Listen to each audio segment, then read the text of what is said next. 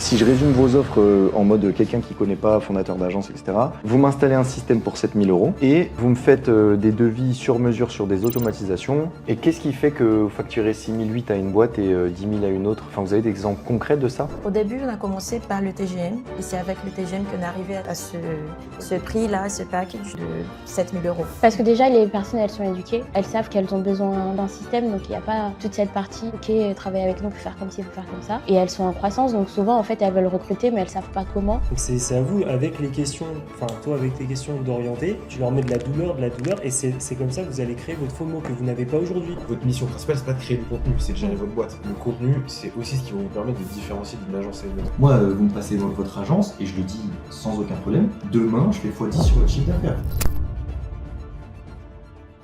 Salut à tous et bienvenue dans cette vidéo. On se retrouve pour un consulting en live. Cette fois-ci, on est avec l'agence Carré.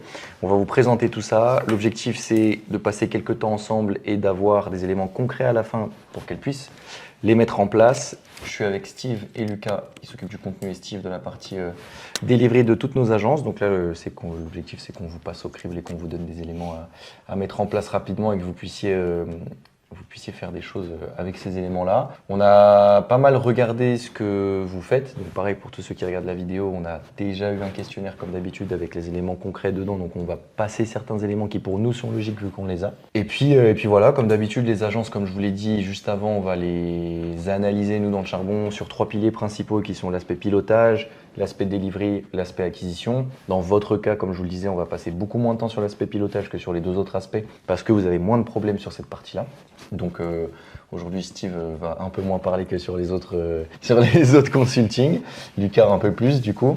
Donc voilà, peut-être représentez-vous tous les deux et puis après, si vous pouvez nous dire, présenter l'agence et nous dire voilà un peu les problématiques sans forcément rentrer dans les détails de l'agence. Et puis après, let's go, on fonce. Du coup, rapidement, je commence. Ouais, vas-y. CSM du charbon, moi j'interviens sur toute la partie vraiment hyper delivery, donc tout ce qui est lié à la gestion client, relations clients, dashboard, bon ça vous connaissez plutôt bien, c'est pour ça que je ne vais pas beaucoup parler aujourd'hui, mais globalement c'est ça depuis quelques mois maintenant depuis que j'ai rejoint le charbon, et c'est à peu près tout. En gros. Et moi du coup c'est Lucas, je suis le Head of Content du charbon. En gros mon quotidien c'est du coup de m'occuper de toute la création de contenu et tout le pôle en gros inbound, donc sur la création de contenu du charbon, donc principaux canaux LinkedIn, YouTube, Insta, et donc ça va en fait de la partie stratégie, réflexion des contenus, tournage, gestion des équipes, enfin vraiment de tout de A à Z sur la partie structuration et création de contenu pour le charbon. Moi, c'est Nathanaëlle, du coup, la cofondatrice de l'agence Carré. Moi, je m'occupe surtout de la partie sales.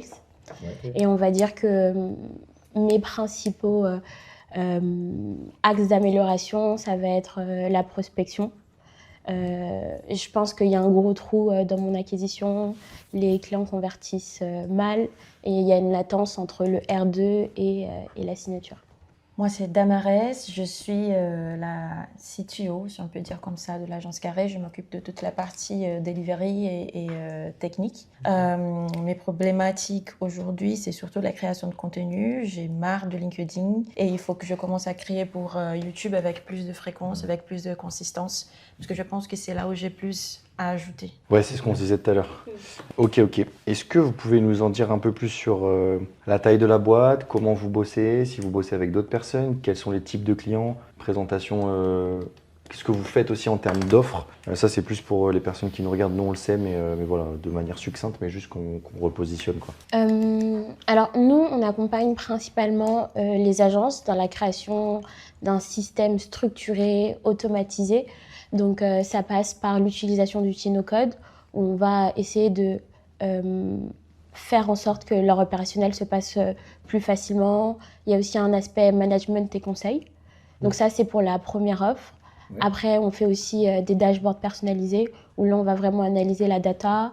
L'objectif, c'est de centraliser un petit peu toutes les sources de données pour avoir une vision principale sur les KPIs que le fondateur a besoin. Okay. Et après, il y a aussi la partie automatisation qui commence à beaucoup plus marcher, où là, on fait vraiment l'automatisation sur mesure, c'est-à-dire que le dirigeant vient avec un problème, il nous dit « voilà, j'ai ça ».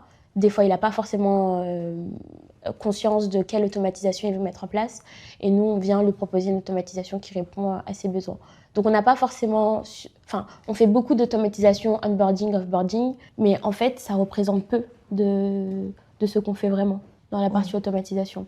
On va vraiment... C'est quoi que vous faites? C'est des petites automatisations par-ci par-là, d'autres choses genre? Ça dépend du client parce que en fonction du projet, il y a des projets qui sont bien holistiques. Donc on va faire tout le système du client et ça peut inclure les automatisations d'onboarding des collaborateurs, onboarding de clients, offboarding collaborateurs, offboarding clients, envoi de factures, envoi de devis, envoi de propositions commerciales. Récupérer des données dans une source de données, les envoyer ailleurs. C'est vraiment en fonction du besoin du client. Ok. Et dans l'organisation, parce que tu as demandé aussi comment on s'organise Ouais. disons qu'il y a, si on dit que ça, après on peut filmer non, mais t'inquiète. mon explication, disons que ça c'est le premier rendez-vous avec Nata et ici c'est l'offboarding. Là on va voir le deuxième rendez-vous en fonction du type de projet. Ça peut que j'arrive déjà dans le deuxième rendez-vous. Ça peut que non. Si Nata a besoin que je réponde à des questions plus techniques ou non, je peux arriver ici dans le deuxième rendez-vous. Pour la plupart des projets qui sont des projets globaux, Nata, elle s'occupe toute seule. Ok. Sinon, j'arrive ici au troisième rendez-vous, qui c'est déjà la gestion de connaissances du projet. Ok. Et je m'occupe, je prends le lead à partir d'ici, du troisième rendez-vous. Ok. On va voir encore un quatrième et un cinquième rendez-vous de gestion de connaissances qui sont aussi avec moi. Pourquoi on fait ce quatrième et ce cinquième rendez-vous? Parce que ce sont des rendez-vous avec les équipes.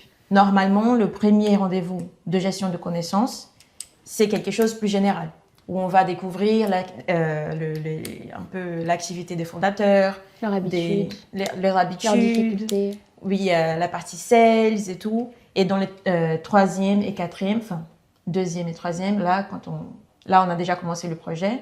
Oui. C'est avec les équipes pour découvrir leur processus et tout. Parce que souvent, le fondateur, il n'est pas au courant de ce qui se passe à l'intérieur. Ouais, ok, d'accord. Donc, on Ouais. va vraiment avec les spécialistes. De là à là, on va dire que c'est l'exécution du projet. Où je suis toute seule et c'est moi qui communique avec les clients si j'ai besoin de quelque chose. Normalement, dans cette période-là, c'est moi toute seule. Quand on arrive ici, qui c'est le delivery vraiment, qu'on va discuter avec le client et va montrer là, on a fait ça et ça et ça, voici le résultat de ce qu'on a fait. Nata vient aussi et c'est là où je lui rends la balle, plus ou moins. Et elle va s'occuper plutôt du client et elle va s'occuper un peu de la satisfaction, de la communication. Ok, il y a une facture encore. Voilà. Jusque-là, Nata, elle n'intervient pas beaucoup. Ok. Du troisième rendez-vous jusqu'au delivery, c'est moi. Ok. Après, souvent, il y a encore des formations. Parce que quand on fait le système complet, il faut former la personne pour qu'elle puisse être capable de l'utiliser. Ouais, c'est intéressant. Il y a 3 formations à la fin. Et ensuite, offboarding. Ok. Formulaire de satisfaction, appel pour découvrir, pour voir ce que le client a pensé, s'il y a des suggestions, etc. Il y a des clients avec qui on est déjà sorti pour faire un déj, pour faire quelque chose comme ça, pour vraiment amorcer la relation avec le client. Mais c'est le cycle de vente jusqu'à delivery et offboarding. En gros, c'est comme ça pour un projet plus large. Ok. Qui vous achète on a compris le typologie d'entreprise, des agents principalement, mais c'est quoi le type d'agence quelle taille? Tous ces éléments-là, est-ce que vous avez des éléments concrets là-dessus? Est-ce que vous faites que ces éléments, enfin que ces entreprises-là, ou est-ce qu'il y a d'autres personnes aussi? Alors, on avait commencé avec les e-commerçants, principalement tout ce qui était dropshipper, etc. Ça fonctionnait pas forcément. Et du coup, on est parti juste à côté, tout ce qui est agence marketing, agence d'influence, agence Rendez-vous avec d'événementiel. vous d'ailleurs. Oui. Ouais. Agence d'événementiel, agence ads. Donc, c'est vraiment sur les personnes qui sont sur la structure agence et qui ont généralement moins de 10 personnes. Ok. C'est un peu ça la cible. C'est à partir de 3, Ouais. normalement moins de 10 jusqu'aujourd'hui. Ouais, toutes les personnes qui ont besoin de framework en fait, parce que tout ce qui est e-commerce et tout, c'est beaucoup de tracking plus que vraiment du dashboard, ce genre de choses en vrai. En fait, les e-commerçants, ils ont beaucoup besoin de dashboard. Oui, C'est Pour pas, regarder c'est- les stats, ouais. oui c'est ça. Et la question, c'est pas, surtout les dropshippers, parce que souvent, ils n'ont pas un seul site. Donc, c'est très utile pour eux d'avoir un dashboard où ils ont toutes les C'est informations. ça, ouais. La question avec les e-commerçants, c'est souvent au début, parce que là, on entre dans la phase de scale. Quand on veut commencer vraiment à gagner du chiffre, à aller plus vite, les e-commerçants, ils veulent se débrouiller tout seuls. Pour beaucoup de ceux qu'on connaît, Ils sont pas prêts à investir. ils ne sont pas prêts à investir, ils dépensent beaucoup dans le marketing. Et ils ont peu de gestion de projet surtout, en fait, c'est vraiment... Oui, que c'est du de la Ouais. livraison. Et les agences, du coup, vous avez plus de facilité sur ces business models-là à rentrer en fait? Parce que déjà, les personnes, elles sont éduquées. Ouais. Enfin, elles savent qu'elles ont besoin d'un système. Donc, il n'y a pas toute cette partie, OK, travailler avec nous, on peut faire comme ci, on peut faire comme ça. Et elles sont en croissance. Donc, souvent, en fait, elles veulent recruter, mais elles ne savent pas comment. Et il y a la partie gestion de connaissances où on amène tout un process, on réécrit les process avec eux. On leur dit, OK, on a fait comme ça, donc on peut vous accompagner de telle manière. Et donc, du coup, ça se passe beaucoup plus rapidement et facilement. Ils sont déjà éduqués. Ouais. Ok, du coup, ça c'est bien. Bon, c'est cool si aussi déjà on a eu un bon conseil la dernière fois qu'on vous avait eu, c'est déjà positif. En gros, c'est déjà bien. Ça, c'est intéressant sur la partie offre. Ok, je sais pas si vous avez d'autres questions sur l'agence. Moi, en gros, ce que je vois pour qu'on rentre dans le concret et qu'on vous aide le plus rapidement possible en étant précis. En gros, il y a un truc sur les offres. Donc là, c'est pour ça aussi que je pose des questions sur les typologies de boîtes que vous accompagnez. Il y a un truc sur les offres. Alors, ça va pas être très gros sur les offres. Et en fait, le problème, c'est qu'on pourra pas prendre de décision aujourd'hui. C'est compliqué pour nous de vous dire, il faut que vous fassiez comme ça aujourd'hui. L'objectif, c'est plus de vous amener sur des pistes de réflexion, notamment sur les offres, parce que vous le savez, ça se teste, ça se reteste. Et surtout, dans vos métiers, c'est compliqué d'arriver avec un truc hyper carré. Justement, ça change beaucoup. Donc, on va faire une première passe sur les offres. On va regarder la typologie de ce que vous proposez, le type de service, le périmètre un peu, c'est sympa que je vous ai fait cette explication comme ça, nous on comprend. Comment vous présentez ça aux clients et qui vous ciblez. Ok, donc on va faire un peu le tour de tout ça, on va essayer de voir s'il y a des problématiques. S'il y en a, on vous amènera sur des pistes de réflexion. Ensuite, ce que je vois, c'est un gros bloc acquise. Et ce bloc acquise, de toute façon, nous on le divise toujours en ces trois trucs-là. Mais c'est ce qu'on va faire aussi aujourd'hui du coup, parce que c'est là où il y a les plus grosses problématiques, c'est la partie sales, la partie prospection et la partie contenu. Je pense qu'on commencera par la partie contenu, Lucas, si tu es OK. Parce que je pense que c'est plus concret, plus tangible. Il y a des améliorations à faire tout de suite, notamment sur la chaîne YouTube. Il y a des trucs, comme je t'ai dit tout à l'heure, là, les espèces de avant-après, machin. Peut-être sur LinkedIn, il y a des choses à revoir. Je sais pas, c'est plus toi qui as regardé. Mais en tout cas, on peut commencer par le contenu. On peut aller faire une passe sur la prospection. Encore une fois, ça sera pas... ça va être compliqué de vous dire il faut faire cette méthode-là absolument. On va plus encore une fois vous proposer des trucs et vous mettre sur des axes d'amélioration parce que c'est pas des choses qui... En fait, ça serait vous mentir de vous dire on sait exactement que cette méthode va marcher, mais par contre, on peut vous amener sur des éléments, notamment sur les déclencheurs, là, parce que vous avez ce problème de déclencheur. Qu'est-ce qui fait qu'un CEO a besoin de vous à tel instant? Vous le savez pas et en fait, je pense qu'il y a juste des moyens de le trouver, ça. Et après, on passera quand même un peu de temps sur la partie sales aussi, parce que moi, j'ai pas mal de questions. J'ai l'impression que vous avez un gros goulot d'étranglement là-dessus. Parce que vous avez des opportunités commerciales, mais soit les gens mettent du temps à répondre, soit ils sont pas pressés, ils ressentent pas d'urgence, soit vous leur faites pas assez mal pour qu'ils passent à l'action. Enfin bref, il y a ces éléments-là. Un Je pense statu quo vraiment très présent, en tout cas. C'est ce que j'en sens. Donc c'est pour ça qu'il va falloir qu'on revoie cette partie-là. Donc en gros, je pense que ça va se dérouler comme ça et on va essayer de passer quelques minutes sur chaque point et de vous ressortir avec des éléments concrets sur chaque point, ça vous va. Ok? Good, c'est bon pour vous aussi Très c'est bien, bon pour moi. très cool. Bah, toi aussi, toi, je pense que tu vas m'aider un max sur la partie offre et après même prospection sales. Hein. Bah ouais, là. Et après Lucas, on te laissera la partie contenu. Let's go? Ouais, let's C'est go. bon pour moi. Ok, du coup, sur les offres, aujourd'hui, si par exemple, nous on peut être client, on a, admettons, on a, je sais pas, moi j'ai une problématique, on a plusieurs problématiques de suivi, on a plusieurs problématiques d'automatisation, on a automatisé l'onboarding, on n'a pas encore automatisé l'offboarding. En gros, concrètement, quand vous avez un client, qu'est-ce que vous lui proposez? On sait qu'il y a 3 offres, du coup, ça pareil, les gens ne le savent pas, mais nous on le sait sur le questionnaire, le système global, l'automatisation sur mesure, donc vous prenez l'info, vous mettez en place, après il y a le Looker Studio, j'imagine que le Looker Studio vous en faites de moins en moins. Ça dépend, Ça ça dépend. dépend. Parce que c'est en fonction du client. Le client, normalement, quand il arrive, il a déjà conscience d'un certain problème. Il a déjà conscience qu'il n'a pas un système, il a déjà conscience qu'il n'a pas des automatisations. Et quand on a ce hook avec le client, souvent, on peut venir et offrir le dashboard. Ok. Mais c'est difficilement la porte d'entrée. Donc c'est quelque chose que vous avez proposé en plus une fois que vous avez déroulé certaines En prestations chez général, lui. C'est Ok. ça. Ça c'est intéressant parce que moi je l'aurais carrément sorti des offres, donc c'est intéressant qu'il sorte qu'il sorte en upsell ce truc-là. Bah oui, clairement. Parce qu'en fait, je trouve qu'il a moins de logique que le reste sur les agences, sur les cibles que vous accompagnez. Un Looker Studio, oui, il y a besoin de suivre les datas, mais dans le métier d'agence, il y a beaucoup moins besoin de le faire, en fait. Et surtout, il y a d'autres manières que de le faire. Enfin, du coup, ce truc-là, je l'aurais sorti. Ok. Sur les 2 premiers, concrètement, est-ce que vous pouvez nous expliquer? Quand vous dites un système, qu'est-ce que c'est? Est-ce que vous avez un cas de figure que vous pouvez nous présenter? Je sais que vous avez bossé avec une agence du charbon, potentiellement, vous pouvez nous parler de celle-là, comme ça, nous, au moins, c'est clair de notre côté, on les connaît. Et quand vous faites aussi, d'un autre côté, automatisation sur mesure, tu en as parlé un peu tout à l'heure, mais concrètement, qu'est-ce que c'est? Combien vous le facturez? Ces 2 éléments-là, prenez-les un par un, qu'on comprenne bien. Ok. Déjà, le système qu'on construit, c'est, voilà, on vient t'apporter un outil qui va te permettre de soutenir tout ton opérationnel. Donc en fait, on va D'accord. commencer par une gestion de connaissances, on va comprendre quelles sont les problématiques, comme je disais précédemment, c'est quoi les fiches produits, comment fonctionne son équipe. Une fois qu'on a ça, nous, on va pouvoir lui proposer les outils qui sont adéquats. Par exemple, on va lui dire, OK, tu as besoin de Payline pour faire ça, tu as besoin de Notion pour faire ça, ou Airtable ou quoi.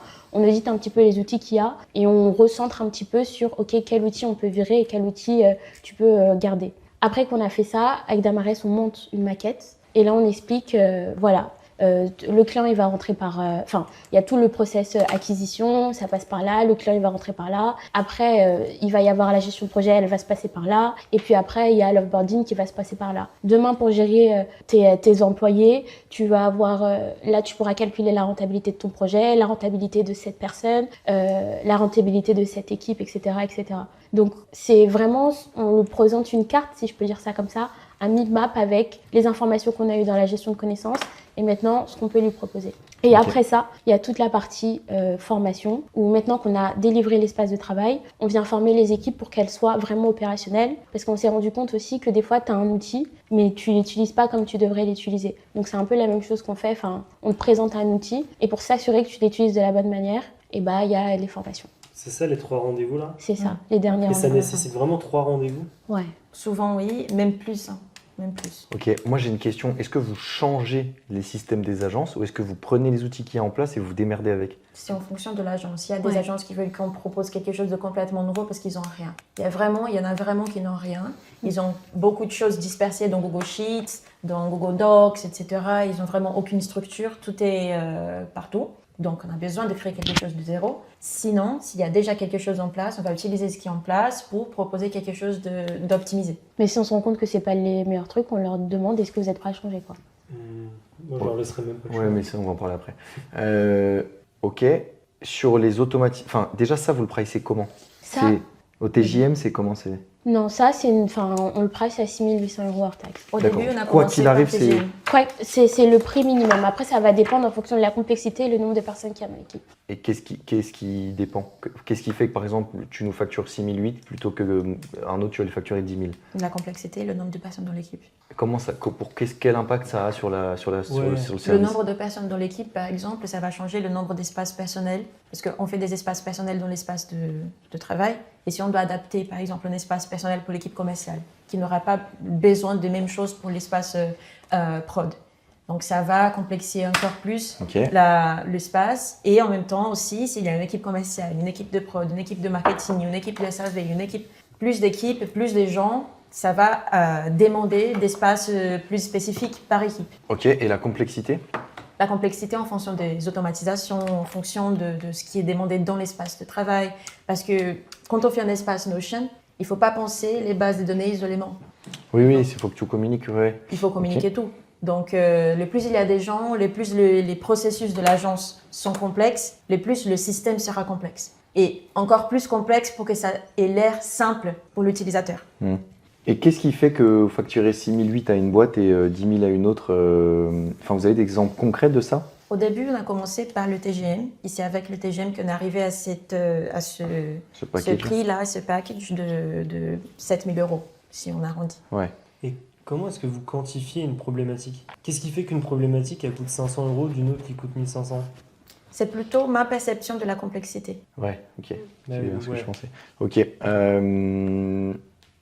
Ok. Et donc, du coup, ta perception de la complexité, tu la remets sur un espèce de taux horaire, en fait, au final. Plus ou moins, oui. Ce qui va me prendre plus de temps. Aussi par rapport à la valeur. On prend aussi ça en compte. La valeur que l'automatisation et le système va avoir pour le client. Donc, des fois, c'est quelque chose de simple, c'est quelque chose qui ne va pas nous prendre beaucoup de temps. Mais si on voit que ça apporte beaucoup, on peut augmenter le prix. Ouais, mais en fait, il y a une différence entre la valeur que tu apportes et la valeur que tu résous.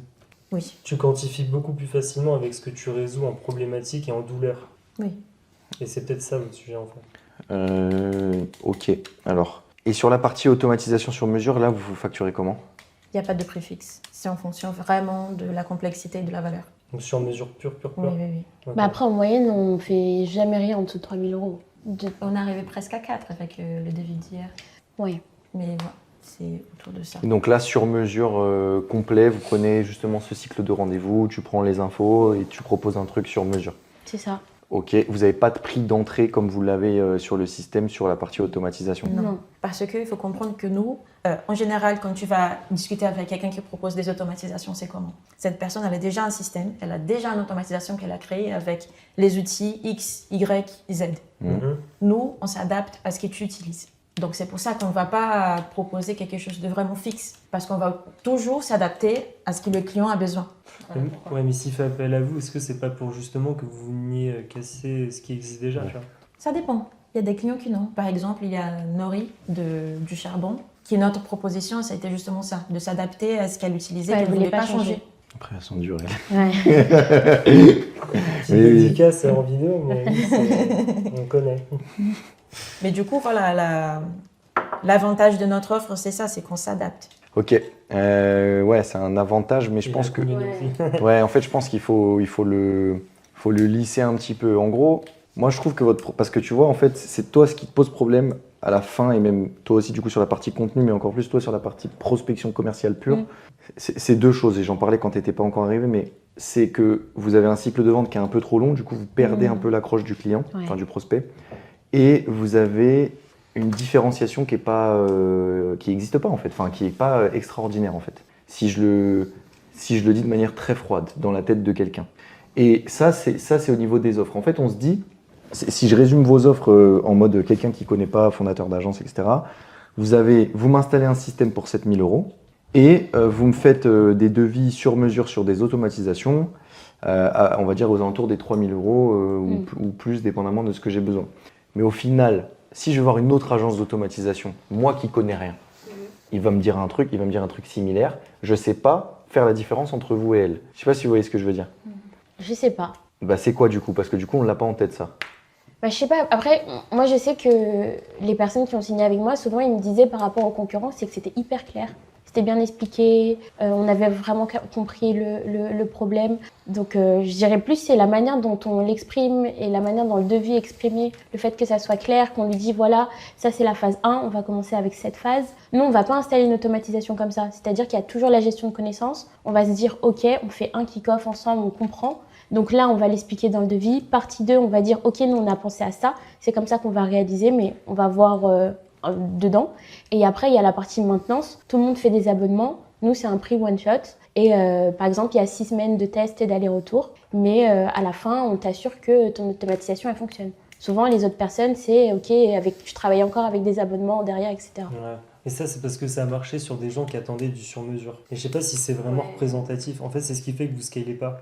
C'est que ça a marché sur des gens qui voulaient de En l'hyper-personnalisation. fait, c'est des gens qui viennent de la part d'autres gens. Donc en fait, ils connaissent comment vous fonctionnez. Et donc du coup, c'est beaucoup plus facile de les avoir sur cet argumentaire-là. Mais par exemple, moi qui suis très froid, j'en connais plein des agences d'automatisation. On en a, enfin, j'appelle ça, tu vois, abus de langage, j'appelle ça agence d'automatisation. C'est qu'aujourd'hui, je suis incapable de mettre un mot sur ce que vous faites réellement. Et en fait, là où vous devez gagner, c'est mettre un mot sur ce que vous faites.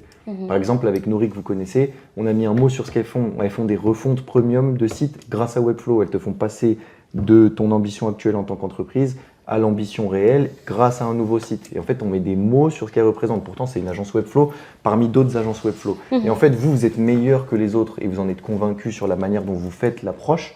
Mais la problématique, c'est que nous, qui sommes froids de l'extérieur et qui connaissons d'autres solutions, on ne le ressent pas quand vous nous en parlez. Je ne sais pas si vous voyez ce que je veux dire. Et donc, vos offres ne représentent pas ce truc-là.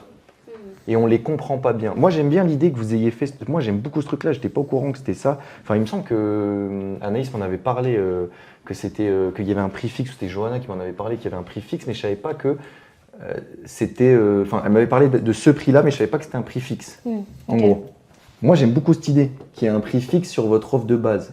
On aime bien les offres comme ça et je trouve ça c'est pertinent. Et par exemple, ça c'est un élément différenciant.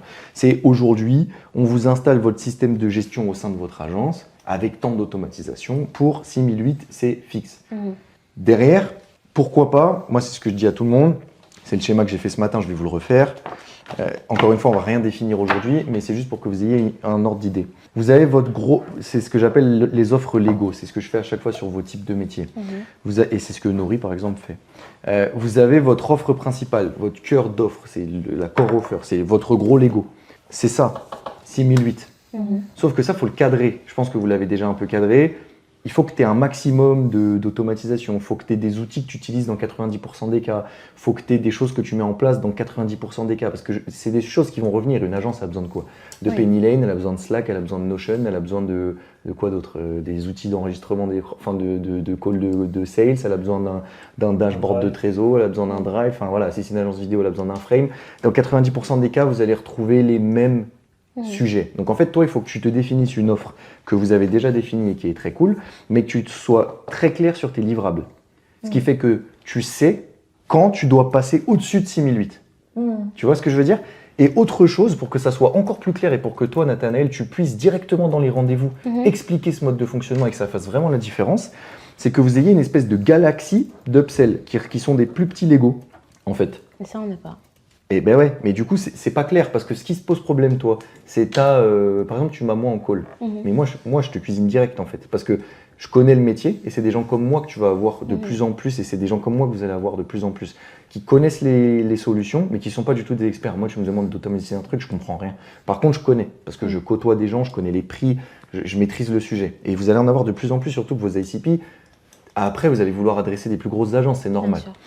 Moi, ce que je vais te dire, c'est attends, ton système, il est sympa, là, il est à partir de 6008, mais en gros, concrètement, comment ça marche? Ah oui, attends, il faut qu'on analyse, il faut qu'on fasse la récupération des besoins, etc., machin. Et puis après, je reviens vers toi, t'as perdu la moitié. Je sais. Alors que là, si tu dis, t'es pas obligé de dire combien ça va coûter, ni ce que tu vas faire exactement. Et t'expliques ça.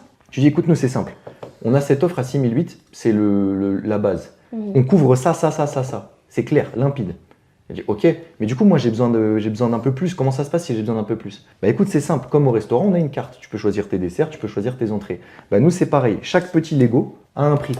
Lego numéro 1, automatisation, je sais pas, vous appelez ça automatisation simple. Lego numéro 2, automatisation complexe. L'automatisation simple, elle coûte 1000 balles. Je raconte n'importe quoi en termes de prix. L'automatisation complexe, ça coûte 2000 balles. Et donc la personne que tu as en face de toi, ouais, mais du coup, comment vous allez faire pour faire du sur-mesure sur moi? En fait, on va juste prendre nos Lego et on va les accrocher au gros Lego. Et on va te faire un Lego entier. Ça sera ultra personnalisé. C'est juste que nous, on s'organise comme ça. C'est comme au restaurant, tu arrives, il y a déjà le prix, tu sais à quoi t'attendre parce que tu as le menu. Tu vois? Et ça, c'est ce qui vous manque parce que vous êtes vraiment pas loin. Avec ce truc-là, moi, j'aime bien ce genre de truc. Et par exemple, on a une boîte dans le charbon qui s'appelle Synchrone. Eux, ils font des portails de gestion. Donc, ils te créent l'outil. Ils passent pas par Notion ou par autre. Ils te créent l'outil. Donc, c'est un choix qu'ils ont fait. Ils accompagnent un type de boîte particulier. Et donc, ils ont un prix pour le portail en lui-même. Par contre, ils ont un upsell onboarding. Ils ont un upsell offboarding. Tu vois, en fait... Je peux dire quelque chose? Vas-y. Et c'est là, on l'a rempli dans le questionnaire. En fait, on est trop gentil. Bah bien sûr. Parce qu'en fait... Vous mettez tout dans le truc à 6008. Voilà. Eh ben oui, mais c'est normal. Mais moi, je le vois direct, le problème. Et tu vois, quand toi, on t'a posé la question, j'ai direct compris que tu galères à faire des trucs pour lesquels tu n'as pas été payé et que tu vas beaucoup plus loin que prévu parce que vous êtes gentil. Sauf que quand tu mets une offre comme ça, sans même changer quoi que ce soit, parce qu'on va en parler après de tout ce que toi, il faut que tu changes en sales, sans même changer quoi que ce soit, toi, tu remercies Dieu, entre guillemets, d'avoir mis ce système en place, parce que tu sais très bien quel est ton périmètre. Et tu sais très bien que si le mec a débloqué ça, tu as été payé pour débloquer ce truc. Et lui, il le comprend aussi. Et vous ne vous retrouvez pas dans un cas de figure où toutes les autres agences d'automatisation sont. Je le sais, on en a encore payé une récemment pour faire un truc, ça n'a jamais marché parce que c'était du sur-mesure. Mais c'est vrai, et puis ça, je m'en fous, franchement, ça peut passer en vidéo, je m'en fous.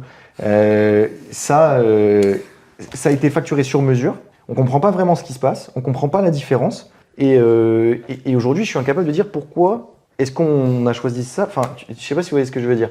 Vous avez cette chance-là de réussir à faire comprendre à travers cette offre que vous avez tellement bien saisi les sujets de vos ICP que vous êtes en capacité de mettre une offre avec un prix dessus qui comprend des éléments que tout le monde va retrouver et dont vous êtes certain que cette personne-là va avoir besoin. Si derrière vous dites En plus de ça, on a déjà tout préparé autour pour venir juste prendre et glisser les éléments en plus de ce que vous avez besoin de base.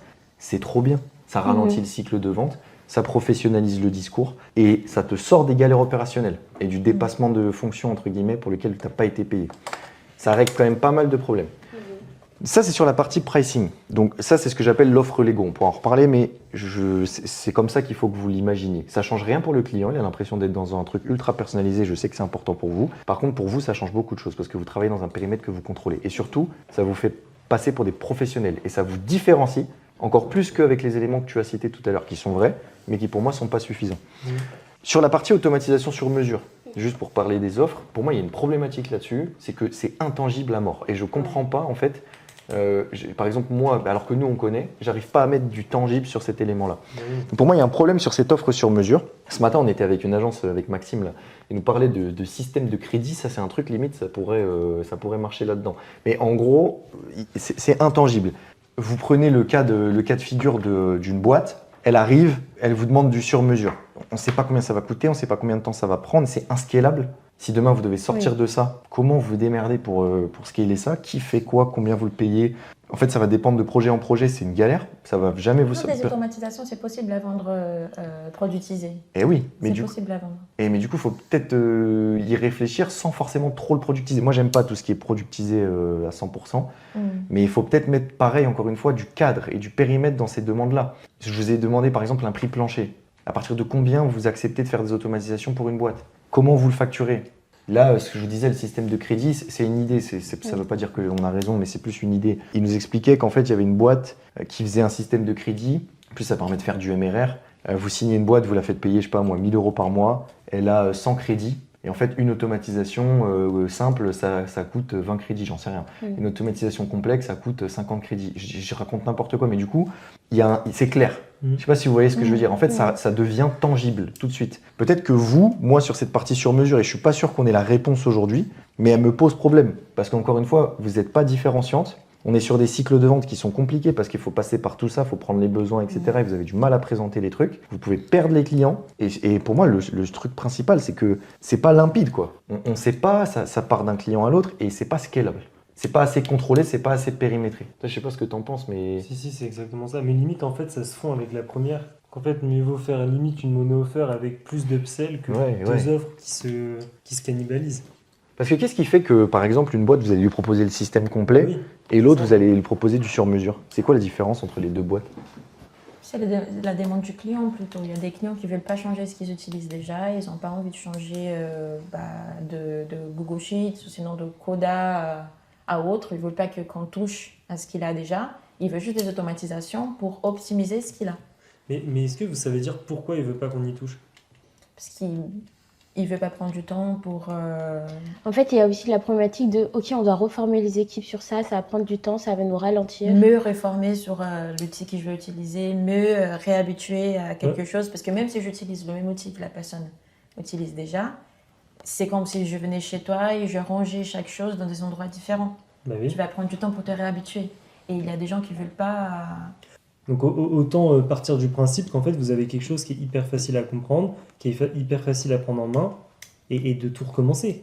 Parce qu'en fait, moi je pense, je peux me tromper, je pense qu'ils vous disent ça pourquoi? Parce qu'ils arrivent à le maîtriser. Donc ils n'ont juste pas envie d'avoir une solution qu'ils n'arriveraient pas à maîtriser.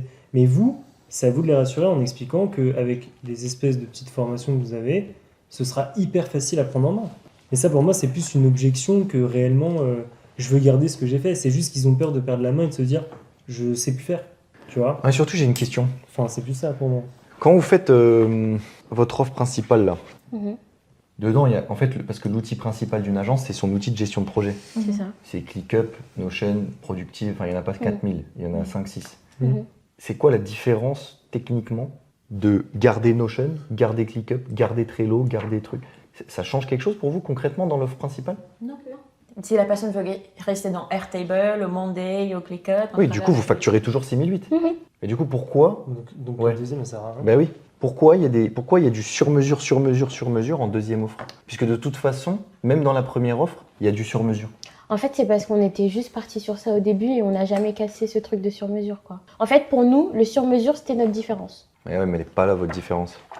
Parce qu'en fait, le sur-mesure, vous l'avez avec ces trucs-là, si vous le mettez. Et vous l'avez même à Oui, l'intérieur on de l'a. votre offre. Ouais. En fait, votre différence, c'est que juste vous êtes très très doué dans le delivery. C'est ça votre différence. Mais du coup, toi, tu peux t'amuser sur cette offre-là. Juste, s'il faut garder ClickUp parce qu'il est fan de ClickUp, bah tu gardes ClickUp. Mais vous facturez le même prix. Et ça, tout devient plus simple.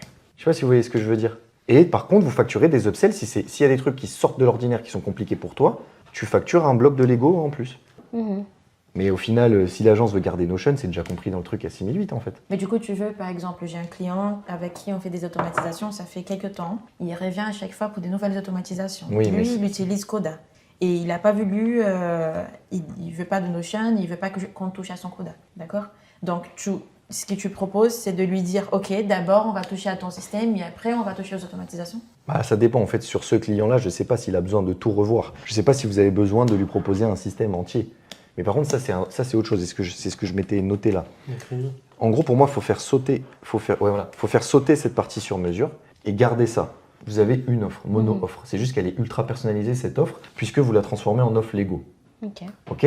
Par contre, des clients comme ça qui viennent et qui n'ont pas besoin de refaire tout un système, parce que j'ai l'impression que lui, il a déjà son système en place, là, il faut trouver une manière de les garder. Et même ceux à qui vous avez fait des systèmes, il faut trouver une manière de les garder. LTV, plus ils payent chez vous, plus vous êtes gagnant sur le long terme. Donc, pour moi, déjà, premier point, c'est ce que j'avais noté, sortir le Looker Studio de là-dedans, le mettre dans un tiroir. Vous pouvez mettre un prix dessus et vous le sortez que quand ça arrive, mais vous communiquez pas dessus, vous en parlez pas et vous n'allez pas prospecter forcément les gens dessus. C'est pas s'il arrive, vous le sortez du tiroir et vous le proposez. Ok? Donc ça c'est un premier point. Et ensuite il vous faut un espèce d'upsell. Moi j'avais mis, il y a 2 points sur l'upsell. Il y a la partie formation et il y a la partie justement un peu ce qu'on s'est dit avec le modèle de crédit ou un truc qui ressemble. Cette personne-là qui a déjà son système mais qui a besoin de temps en temps de manière ponctuelle de vous, qu'est-ce qu'il fait? Comment est-ce qu'on l'adresse? Est-ce qu'on lui fait payer un abonnement? Et du coup, l'abonnement, il peut piocher via des crédits, par exemple?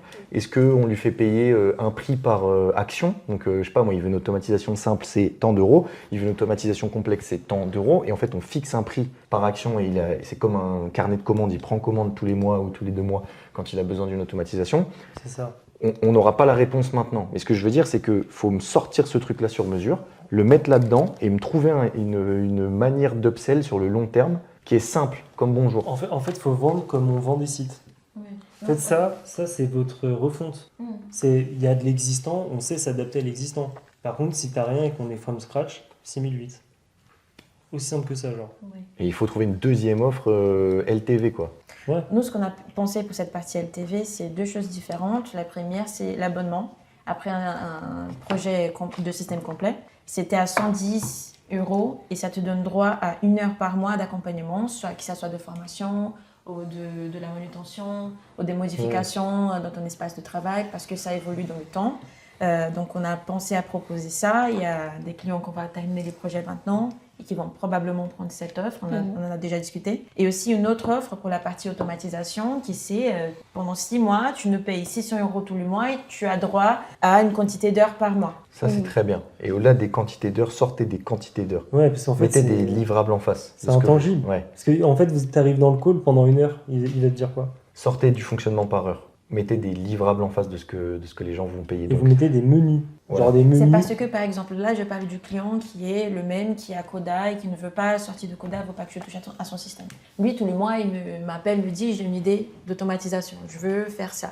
Et je lui ai dit, OK, bah, je te propose ça, qui c'est cette proposition, 600 € par mois pendant 6 mois, on va développer ce que tu veux. Comment je peux lui dire, OK, on a tel livrable, si lui, tous les jours, il me sort une nouvelle idée d'automatisation qu'il veut mettre en place. alors lui, c'est un cas particulier, en fait, c'est ce qu'il faut te dire. Et je suis sûr que Mais même c'est lui... ça qui se passe souvent avec les Ouais. clients. Oui, mais même lui, tu peux l'adresser. Oui. Moi aussi, j'ai des idées si je vous explique les idées d'automatisation que j'ai, je pense que vous allez me dire, OK, lui, il est complètement fou. Mais c'est comme tout le monde. C'est juste qu'à un moment donné, si vous ne le cadrez pas, vous On a un retombez problème de dans un truc. cadrage. Eh oui, vous retombez dans un on a truc de je suis très- freelance et donc je vais te payer un nombre d'heures. Est-ce que C'est pas chacune ça. de ces idées mérite d'être Et voilà, explorée, déjà 1. Et 2, si elle mérite d'être explorée, tu as le droit de décider que c'est une automatisation complexe et de lui facturer 500 balles l'automatisation, tu vois. Ou là, il 1000 aura balles moins l'automatisation. Il aura moins Beaucoup d'idées. moins d'idées, genre. Non, mais c'est C'est la vrai. vérité, là. Donc, tu veux dire qu'on fait 600 € par mois, on ne compte pas les heures, mais tu as droit, par exemple, Ah, tous les mois, exact. à une automatisation simple. Par exemple, j'ai pas envie de vous donner en fait la résultante maintenant parce qu'on la sait pas. on n'a pas de... On n'a pas assez de connaissances. Voilà, on n'a pas assez de intrinsèques connaissances, on n'a de pas ce de qui retour est- de vos clients assez, etc. Mais il faut que vous simplifiez la tâche là-dessus et surtout mettre un cadre. Lui, il va pas être rentable à 600 balles par mois. Parce que lui, en fait, il se dit, je les ai 1 heure. Donc il va vous épuiser. En gros, il se dit, je veux ça, je veux ça, je veux ça, je veux ça. Bah oui, c'est pas cadré. C'est pour ça que ça sert à rien de mettre des heures. Parce qu'en fait, en 1 heure, lui, il sait pas ce que tu as le temps de faire. Donc il se dit, bah, tu vas me mettre telle automatisation. De telle même façon, c'est automatisation. moi qui dis, non? C'est moi de dire, ok, ça me prend 1 heure, ça me prend 2 heures, ça me Ouais, prend mais du 5 coup, heures. si lui, d'emblée, il se cadre par rapport à ce que vous lui avez donné, c'est d'autant plus simple. Parce qu'il arrive en connaissance de cause. Déjà, il se restreint parce qu'il va pas avoir des idées tout le temps. Et surtout, c'est pricé, donc c'est beaucoup plus simple. Et c'est comme les agences. Par exemple, on a une agence dans le charbon qui fait du design illimité. Mm. Sur le papier, c'est du design illimité. C'est un peu comme si vous mettiez un abonnement comme ça. Mm. Le client a l'impression que c'est du design illimité. Dans les faits, c'est pas vrai. Il y a des cadres, il y a un cadre et un périmètre en fait. Il peut faire une demande toutes les 48 heures. La demande, elle peut pas dépasser tel stade de complexité, etc. Et il y a un abonnement mensuel. Et en fait, dépendamment du nombre de livrables qu'il y a dans l'abonnement, ils ont des tarifs différents d'abonnement. C'est ça. Donc il a un tarif à 1 000 €, un tarif à 2 000 € et un tarif à 5 000 €. Le tarif à 5 000 €, ils ont le droit de faire une demande par jour complexe par exemple. Donc s'ils veulent une presse par jour pendant 30 jours, ils peuvent avoir une presse par jour pendant 30 jours. Mais ils payent 5 000 €. Par contre, si c'est un client qui paye 1 000 € par mois, il a le droit à, je crois, une demande facile tous les 72 heures ou tous les 5 jours. Enfin voilà, du coup il a 4 livrables dans son mois, mais il paye 1 000 €. Donc c'est logique. Mhm. Et je pense que vous, il faut que vous cadriez comme ça. Encore une fois, là, je pense que ça sert à rien qu'on passe trop de temps dessus parce qu'en fait, on va commencer à raconter, pas des bêtises, mais on n'a pas assez de maîtrise de vos clients. Il faudrait qu'on parle beaucoup plus longtemps avec vous pour vous expliquer ça et que vous puissiez nous faire les retours et qu'on définisse. Mais pour moi, le truc qu'il faut retenir sur les offres comme ça, après on passe direct au contenu. Vous me sortez l'offre 2 sur mesure qui en fait est déjà dans votre offre 1. Et par contre, pour combler le manque de l'offre 2, c'est-à-dire les gens qui arrivent et qui ont déjà un système, qui n'ont pas besoin d'un système, Refonte. ouais, c'est le système d'abonnement, de crédit, ce qu'on s'est dit là qu'il faut définir. Quoi. Après, Mais à en voir fait, après, à voir comment vous le définissez en fait. Mais déjà, en fait, votre offre là, elle répond déjà à tout. Et après, pour pas les perdre et pour pas perdre les clients qui ont déjà des trucs et que vous voulez garder sur le long terme, là, il faut trouver quelque chose. C'est là que nous, je pense, on va s'arrêter maintenant parce que on n'a pas, j'ai pas envie de vous mettre sur des mauvaises pistes, mais en tout cas, il faut travailler quelque chose sur ça. Et Non, ça, mais je pense que c'est déjà beaucoup plus prévisible Oui, pour les clients. c'est ça. Et même pour vous. Toi, Nathanaël, ça t'aide, mais énormément. Parce que là, en fait, ce que tu fais, c'est que tu vends, entre guillemets, le delivery de d'Amarès. Donc, c'est trop dur. Parce que tu sais pas sur quoi tu peux t'avancer. Peut-être que tu vas vendre un truc qui va lui faire de l'extra miles à 30%. Elle bosse pour rien. Elle n'est pas payée pour ça. Non, et puis Théma, comment c'est compliqué à expliquer. Ouais. Moi, En fait, je te plains. Non, en vrai, Mais c'est le comment problème de c'est pouvoir tout compliqué. faire, en fait. C'est le trop problème de pouvoir compliqué. tout faire. C'est que quand on peut tout faire, on a envie de faire une offre par ce qu'on sait faire. Sur chaque chose qu'on peut adresser. Mais non, mais en plus, une le pire, c'est que si vous changez l'offre comme ça, vous allez rien changer à la manière dont vous travaillez, ni à la qualité de vos services. C'est juste qu'en fait, tout devient plus simple pour le client. C'est tout. C'est ce qu'on va Ça. chercher. Et c'est ce qui fait la différence d'ailleurs entre une mauvaise offre et une bonne offre. On a des superbes agences qui ont des offres de merde qui n'y arrivent pas, alors que les gens sont ultra talentueux. À l'inverse, pour être très honnête avec vous, on a des gens qui sont un peu moins talentueux, mais qui ont des offres, mais c'est des machines de guerre. C'est bullshit. non. Et ça devient des. Mais non, mais regarde Mathis par exemple. des bullshit aussi parce que non, c'est pas fait. Et regarde Mathis, c'en est l'exemple parfait. De base, il n'est pas du tout vidéaste. Bah non. Il sait pas faire une vidéo de base. Il a pris l'iPhone, il a dit allez bourrin, il a eu une offre magnifique, laisse tomber. Et après, il est devenu super fort. Donc vous avez le sens inverse. Vous êtes très fort dans ce que vous faites, par contre, il faut cadrer l'offre. Après, sachez que deux choses pour vous rassurer. Vous avez un métier qui est nouveau. Oui. Donc en fait, il y a beaucoup moins de repères que par exemple, encore une fois, je prends l'exemple de Mathis, on en parlait. Ouais, mais de l'urgence, trop dur. Voilà. Les gens ne sont pas forcément au courant qu'ils ont cette problématique. Donc il faut jouer avec ces trucs-là. Mais d'où l'intérêt de simplifier. Ouais. En fait, le fait de faire du sur-mesure, pour moi, c'est... En fait, ça vous rassure vous, mais ça rassure jamais le client. Ouais, et puis ça complexifie tout. Et même pour la question formation. Parce qu'il y a des clients, mais je pense que là, ça rentre dans l'abonnement qu'on avait dit, l'abonnement à 110 € pour avoir une formation par mois ou sinon de... Oui, Ouais, mais ça, c'est upsell. Ouais, c'est un des carrés d'upsell. c'est ça. Et tu vois comment ça devient simple? C'est un des carrés d'upsell en fait. Et vous facturez, je sais pas moi, 10 heures de formation, c'est tant d'euros. Hop. Et le mec, il peut pas, Ouais, il peut c'est pas soit, prendre en autre fait, chose. ouais, soit c'est du plug and play, vous lui donnez la solution, il la prend en main, c'est quand même pas hyper dur, enfin, il travaille super bien, c'est quand même assez intuitif. Soit il n'y arrive pas, il prend une petite formation, 2 heures, bam, terminé. Vous lui avez expliqué, il sait faire. Ouais, Enfin, c'est voilà. très bien. C'est fou. Ok, juste, je pense qu'on va faire le sales. En fait, j'étais en train d'y réfléchir, Ok. c'est plus logique là. Ouais, ça Et va. ça va aller plus vite en fait. Et après, contenu et prospection, on finira. Je suis pas sûr que. À chaque fois, tu fais tout tomber, c'est terrible ça. Après, on fera prospection. Vas-y, Ok. ça va. Ok, partie sales. En gros, aujourd'hui, moi, je vois plusieurs problématiques. Je vais essayer d'aller vite là-dessus, parce que c'est pareil, c'est compliqué d'être hyper précis. Mais en gros, aujourd'hui, vous avez un cycle en R1, j'arrive, je prends les infos. C'est ça, R2, restitution c'est ça. de ce que vous avez travaillé. D'accord. Est-ce que, avec ce qu'on vient de dire au niveau des offres, tu comprends pourquoi, quand je te disais ça tout à l'heure, je veux vous amener un R1, je prends les infos, mais je parle aussi de ce qu'on fait, et je suis précis dans ce que je dis. Et R2, je viens signer mon contrat. Tu vois la différence? Parce que là, aujourd'hui, vous avez un R1, R2, R3, R14. Tu vois ce que je veux dire? Ouais. Et potentiellement, en R22, je signe mon deal. Tu vois ce que je veux dire? Ce qui te manque, c'est un vrai R1. Et ça, c'est un travail, par exemple, qu'on fait avec nos agences. C'est de leur expliquer qu'en fait, une vente, ça se fait en R1. Une vente, ça se fait jamais en R2. Le R2, c'est le follow-up. Tu vois? Et même si en R2, tu es beaucoup plus précise parce que vous allez pouvoir vous concerter et faire un truc qui correspond vraiment, avec un modèle d'offre qu'on vient de travailler, avec un positionnement qui est différenciant, etc., techniquement, en R1, qu'est-ce que tu fais? 30 premières minutes, tu poses des questions. Pendant 5 minutes, tu pitches rapidement la proposition de valeur et t'expliques le système qu'on vient de se dire sur les offres. Plus, tu donnes des prix. Donc tu dis, c'est à partir de ça. Tu vois ce que je veux dire?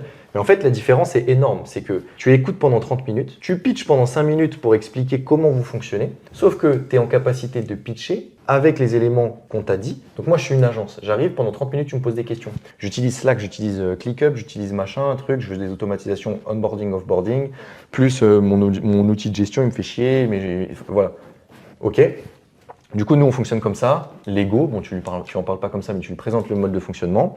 Derrière, on a un upsell, entre guillemets, ou un abonnement, enfin, vous appelez ça comme vous voulez, dépendamment de comment vous l'aurez fait. Ce qui fait qu'on va pouvoir te faire un système. Le système, il est à 6800. On met ça. Toi, tu m'as dit que tu avais besoin de ça. Tout ça, c'est inclus dans le système. Donc, on va littéralement tout refaire, mais on va pas changer si tu veux pas changer. Si tu veux changer, on peut changer, etc. Derrière, peu importe les automatisations, peu importe les améliorations, on a prévu une autre offre pour ça qui est à temps par mois. Bon, en fait, tu balances les informations, ce qui fait qu'en R1, t'as pas de problème de j'attends le R2 pour la restitution, etc. Aujourd'hui, ton R1, en fait, toi, c'est une découverte des besoins pendant Oui. une heure. Voilà. Pour à la fin, ne rien lui dire. Voilà. Et donc en fait, il y a des gens, ça se trouve, tu vas en R2 avec eux ou t'espères avoir un R2. En fait, tu leur aurais juste dit les prix et comment vous fonctionnez, t'aurais gagné du temps. En fait, ils t'auraient dit non, c'est pas possible, on travaillera pas ensemble. Et ça te raccourcit tes cycles de vente. Et à l'inverse, des gens qui n'étaient pas forcément emballés par ton R1 parce qu'ils se rendent pas vraiment compte ou parce qu'ils se disent putain, je me suis fait questionner là, bon, c'est intéressant, on s'intéresse à ce que je dis, mais j'y vois pas du concret, et ben ils vont jamais te rappeler. Tu vois, ami. Ouais, et puis tu vois, tu bosses beaucoup moins et au final, tu as plus de résultats parce qu'au final, tu le responsabilises beaucoup. C'est est-ce que tu veux garder comme ça, est-ce que tu veux pas, est-ce que tu es d'accord pour qu'on reparte de zéro? Et en fait, tu viens construire avec lui le bloc. C'est tellement facile, genre. Parce qu'à la fin, c'est lui qui a parlé. Et donc pour moi, il faut que tu passes de ton cycle R1, R2, R3 à un vrai R1 divisé en 2 phases. Et ça, je pourrais t'envoyer si tu veux un sales pitch. Tu pourras t'en inspirer. Ils sont tous différents, mais au moins tu t'en inspires. 30 minutes de questions-réponses, un peu comme ce que tu fais actuellement. Par contre, toi, tu te laisses du temps pour pitcher ce que vous faites. C'est hyper important. Ok. Tu vois, tu parles de prix, etc. Et ce qui fait que, même si tu as un R2, parce que techniquement, tu ne closeras pas en R1, enfin, c'est compliqué sur vos métiers, faut pas, c'est possible, hein, mais c'est quand même compliqué, surtout que tu as besoin de faire un point avec Damarès pour voir si c'est possible et ce qu'il faut mettre quand même. Quoi. Mais admettons que tu arrives en R2. Le R2, c'est plus un R2 de ouais, est-ce que la solution te convient? Non, c'est un R2 de écoute. Je t'avais pitché notre solution au début, tu as compris comment on fonctionnait. Là, du coup, j'ai fait mon petit jeu de Lego, etc.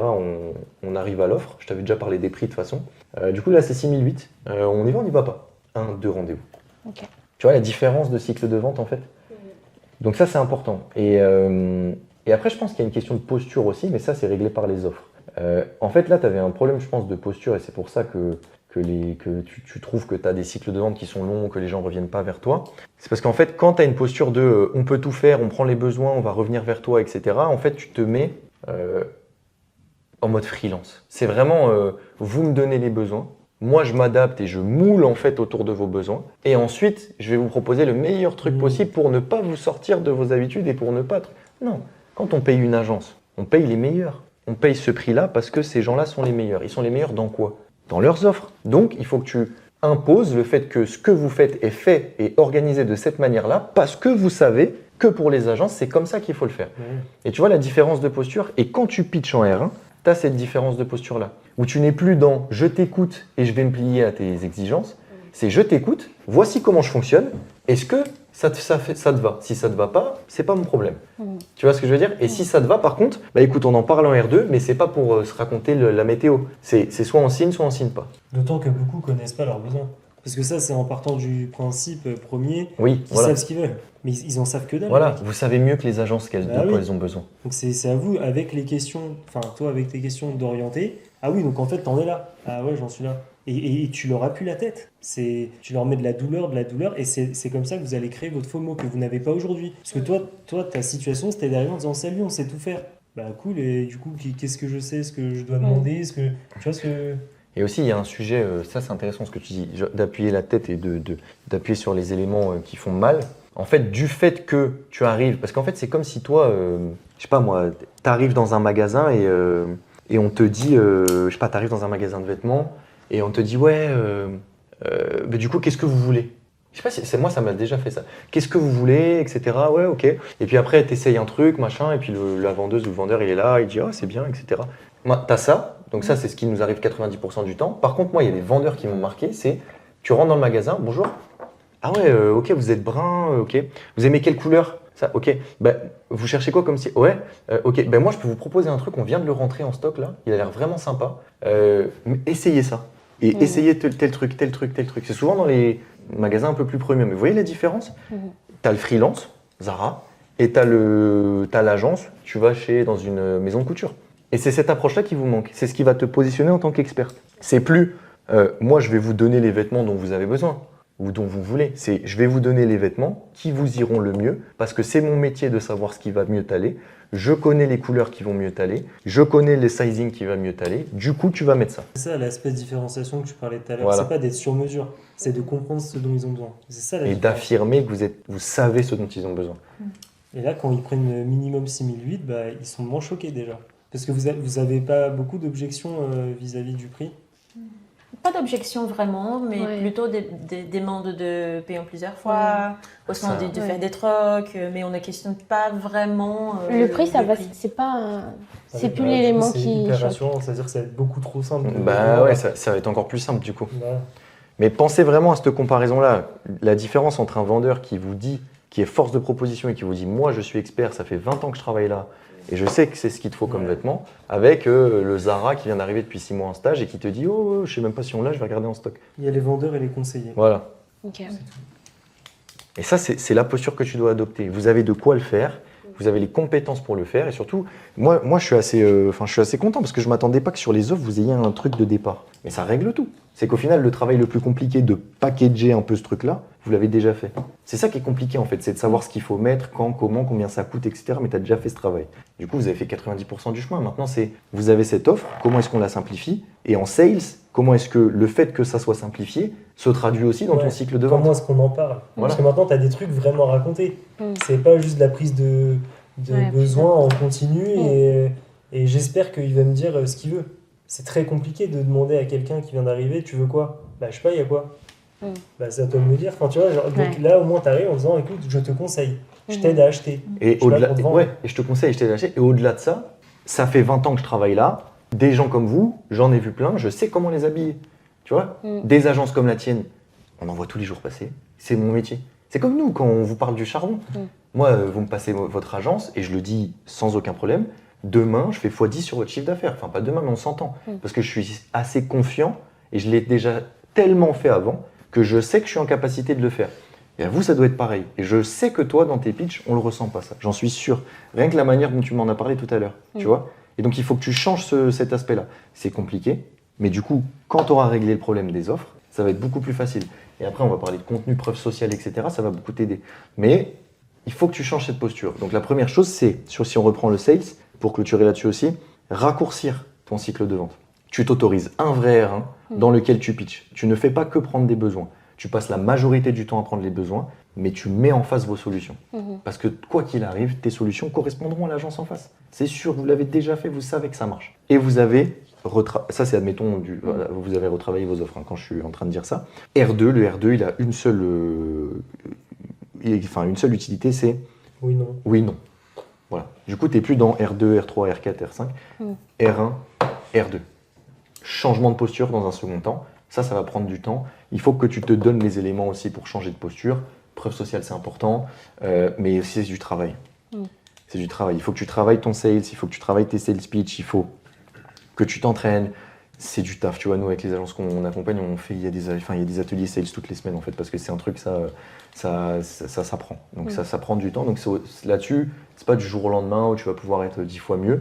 Mais déjà, si tu as des meilleures offres, que tu as de la preuve sociale, que vous devenez meilleur en contenu, tu vas changer cette posture-là. Ok ? Ça marche. Ça te va sur la partie sales, c'est compréhensible ? Très bien. Ok. C'est noté.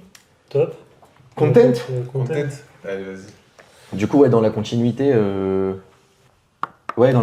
pour vous donner confiance en vous, je pense que, et même, au-delà de ça, pour vous donner confiance, donc déjà sur la partie sales, et au-delà de ça, pour contrer un truc qui est difficile aussi dans vos métiers, c'est le fait que vous ne savez pas quand est-ce que les gens ont besoin de vos services. Ça se règle par l'inbound en fait. Parce que vous allez être top of mind, donc les gens vont penser à vous lorsqu'ils vont déclencher ce besoin, si vous faites du bon contenu.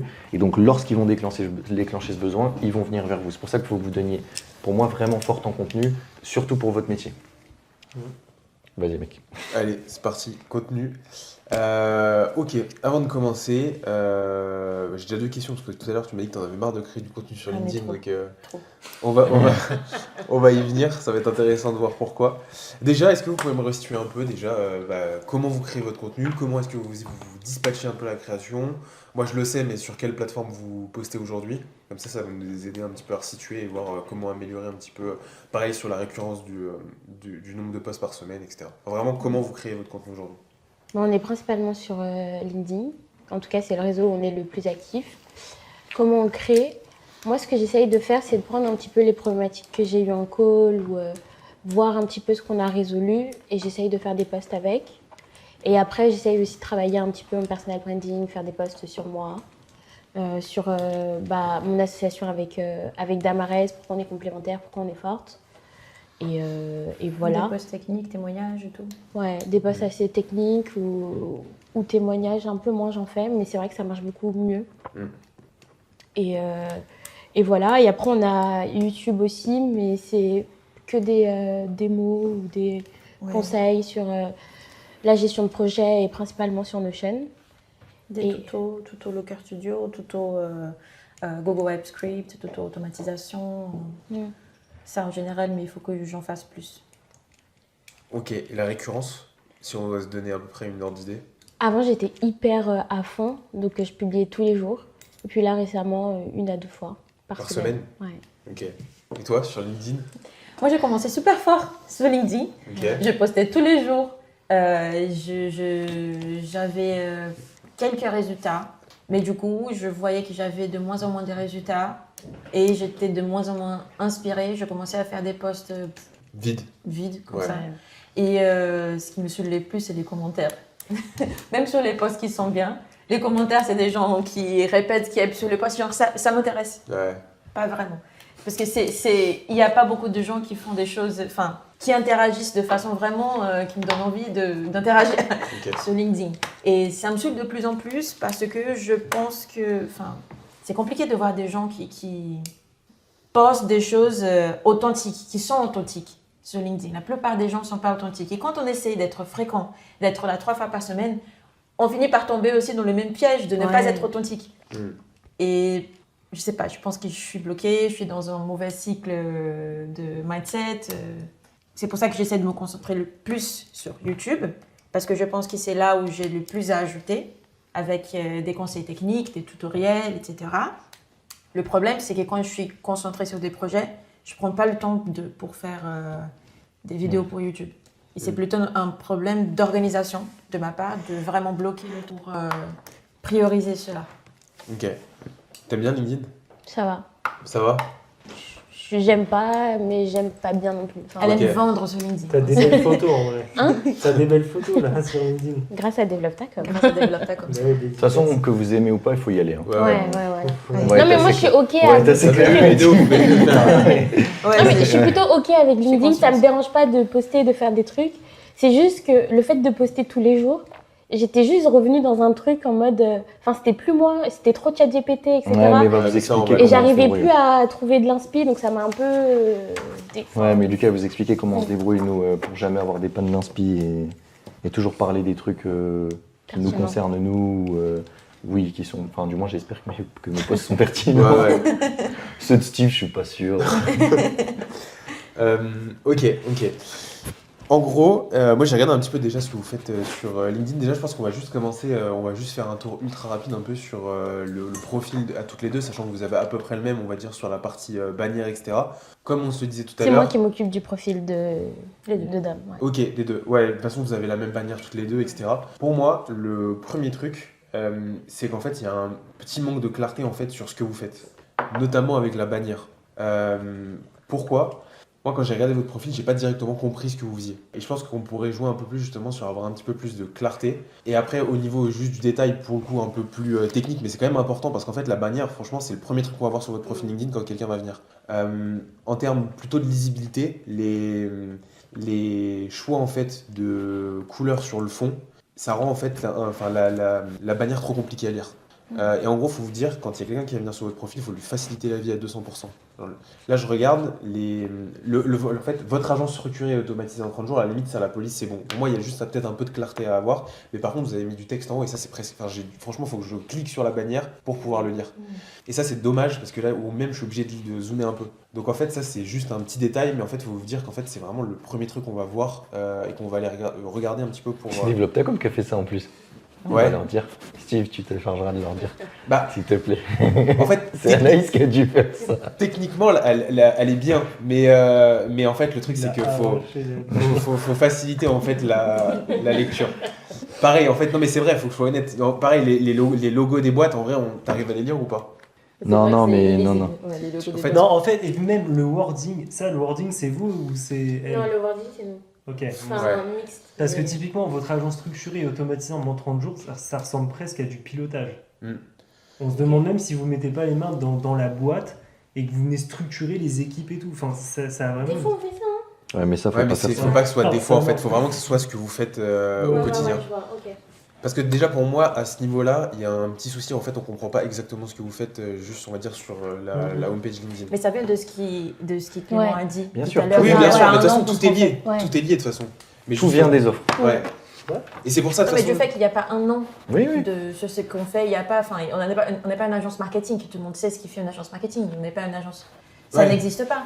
Il y a un moyen de le simplifier. Il faut que vous travailliez vos offres et il y a un moment donné, ça va devenir évident. Et vous allez trouver en fait votre patte à Ouais. vous en fait. Et en fait ça peut venir que justement comme l'a dit Clément par la réflexion sur vos offres et même les ICP que vous allez adresser.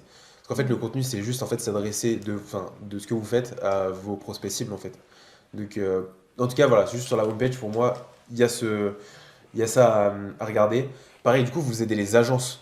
Tu vois, si on reprend un petit peu la headline, j'aide les CEO à structurer. Pour moi, ce serait plutôt j'aide les agences dans ce cas-là, parce qu'on va s'adresser vraiment aux agences. Si je me trompe, n'hésitez pas à me le dire. Pour moi, pareil, du coup, j'aide les agences à structurer, automatiser, scaler, mais comment? Tu vois, tout à l'heure, tu me disais Notion, Airtable, etc. Pour moi, c'est des logiciels qui parlent directement sur, entre guillemets, nos domaines d'agence. Ça pourrait être notre phrase. Ouais, mais Tu vois, après, on on Ouais. se dit fait que... scaler, on fait, tu vois, c'est pareil.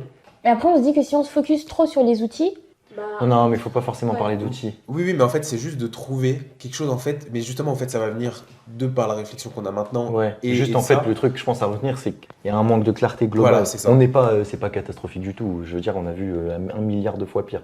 Mais mettez de la clarté Mm. dans tout. Et même dans vos prises de parole. De toute façon, après, il faut que je fasse les frameworks. Oui, et mais là, tout. on va y venir là. Mais je voulais juste commencer par ça, Ouais. parce que je pense que c'est quand même important, tu vois, on l'oublie un peu. Ouais, mais, et puis ça nous permet de mettre un tacle à DevelopTacom aussi, ouais. qui sur le coup a pas fait un travail. Et la rallye, un système intelligent basé sur. Puis même l'audit gratuit qui est lancé à l'appel comme ça, genre ça fait... On n'a jamais pour fait l'audit ça. gratos. Vas-y, tiens. Oui. Vas-y, pour le Un, deux, Un, deux. Oh là là. Après, faire les banners LinkedIn, franchement, c'est pas évident.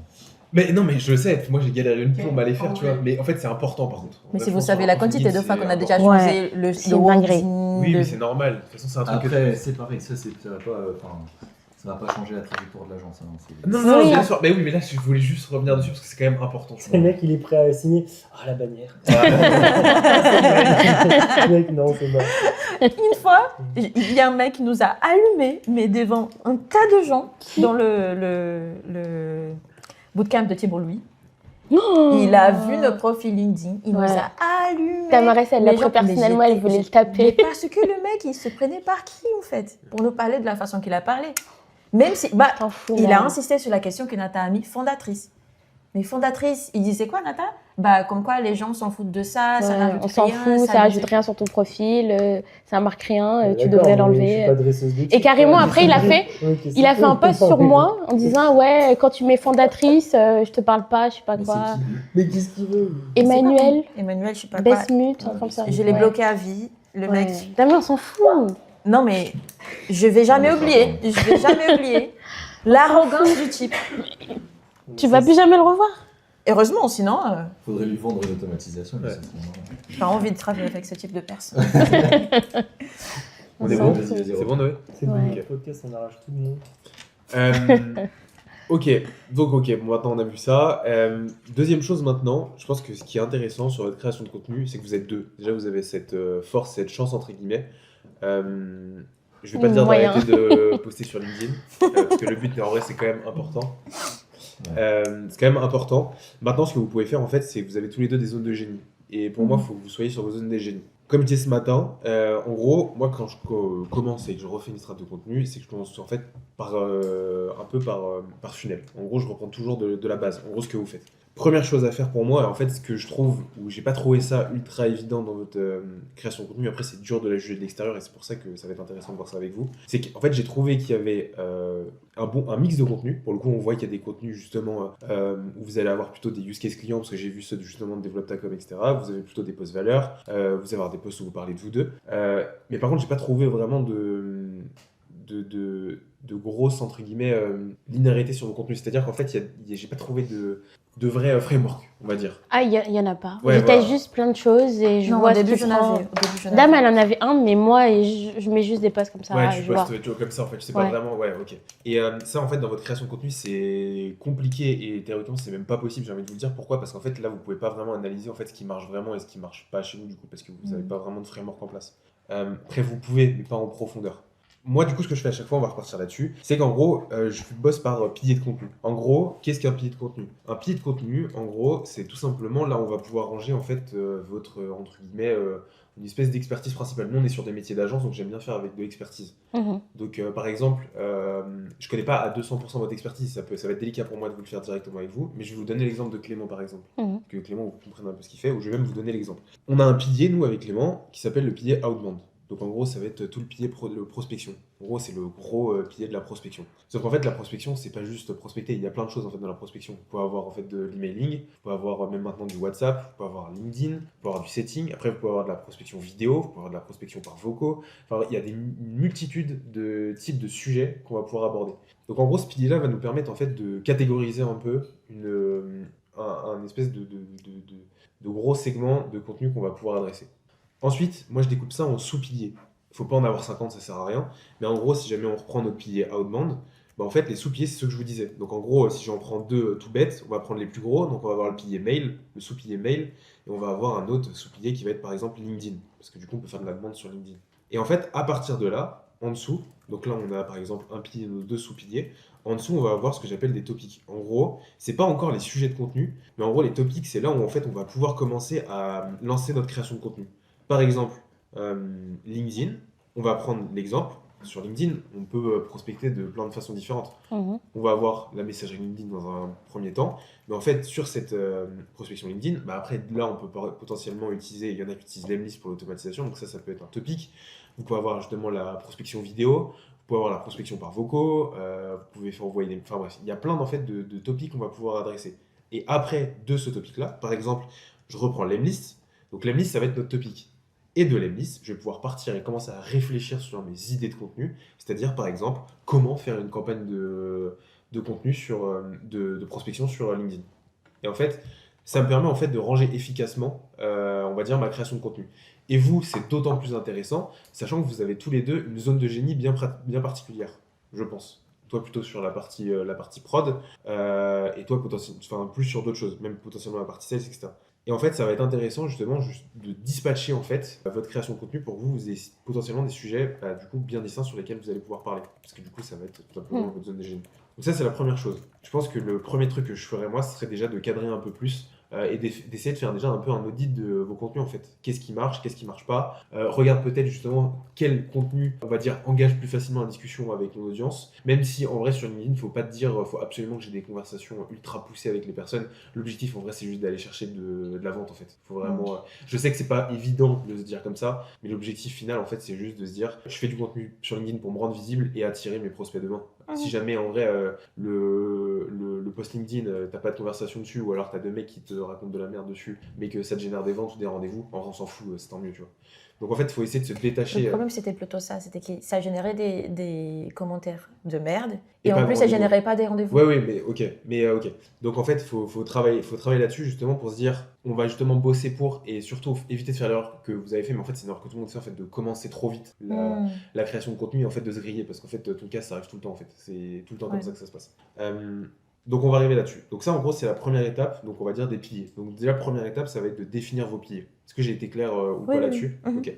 Deuxième étape, ce que je fais, donc là on a le pilier, donc potentiellement vous avez les sujets sur lesquels vous avez communiqué. Et là, c'est pour moi ce qui va être le plus intéressant pour vous, c'est un framework que j'utilise qui permet en fait d'ultra bien cadrer sa création de contenu. C'est un framework qui s'appelle le framework KOL, donc c'est-à-dire Key Opinion Leader. Et en gros, ce framework il est divisé en 6 piliers. Donc en gros, on va avoir un pilier qui je pense va être intéressant pour vous, qui est le pilier industrie. Donc en gros, le pilier industrie, c'est le pilier dans lequel on va mettre dedans en fait tous les sujets d'actualité. Donc par exemple, demain, tu as une actualité sur Airtable, tu as une actualité sur Notion, vraiment un truc, ou même sur vos sujets, par exemple, si jamais vous utilisez Make, peu importe. Si vous avez un gros sujet d'actualité, ça va être intéressant de surfer un peu sur la vague, parce que généralement, c'est des sujets qui vont très bien marcher à l'instant T.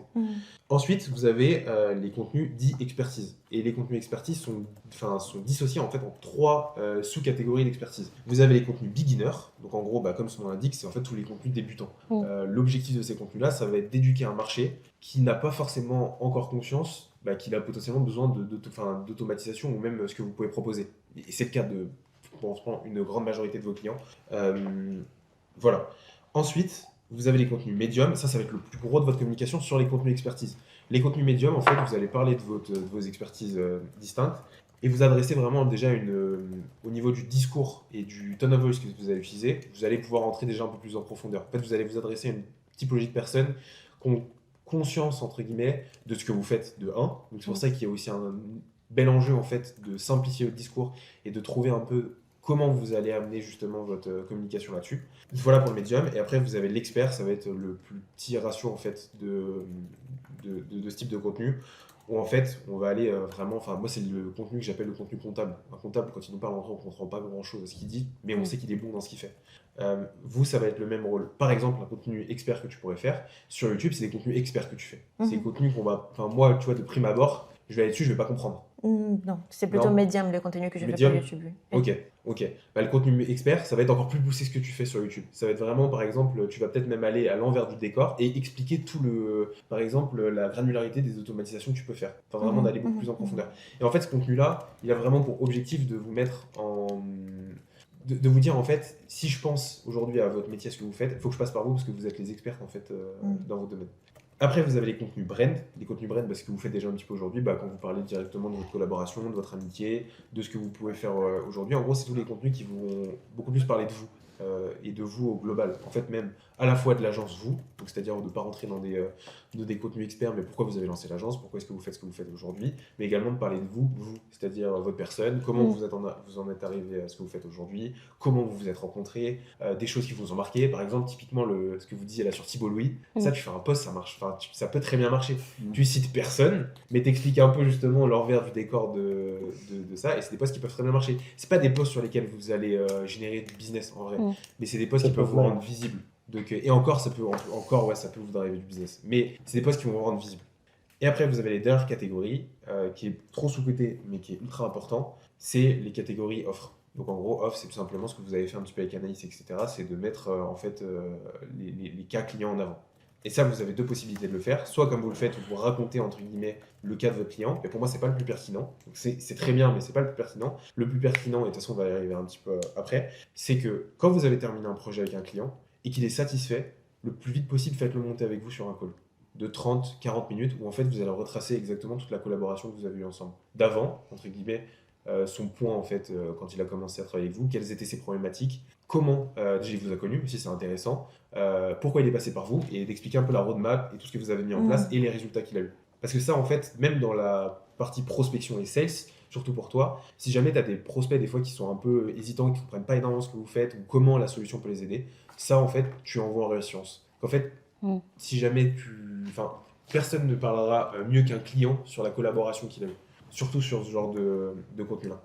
Donc en fait, ça te permet en fait de cadrer bien ta création de contenu et d'y attribuer des pourcentages. Donc là, on va y venir. Donc là, tu as les 6 et en fait, tu viens attribuer des pourcentages.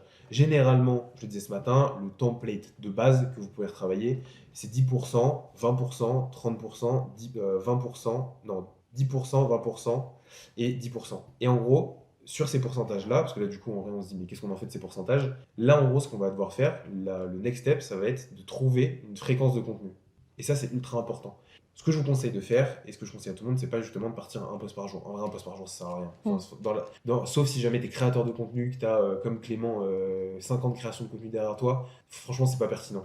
Autant partir surtout qu'en plus, comme j'aime bien le dire, c'est que votre mission principale, c'est pas de créer du contenu, c'est de gérer votre boîte. Le contenu, certes, c'est très important dans le développement de notre agence, mais ça doit pas être le plus gros.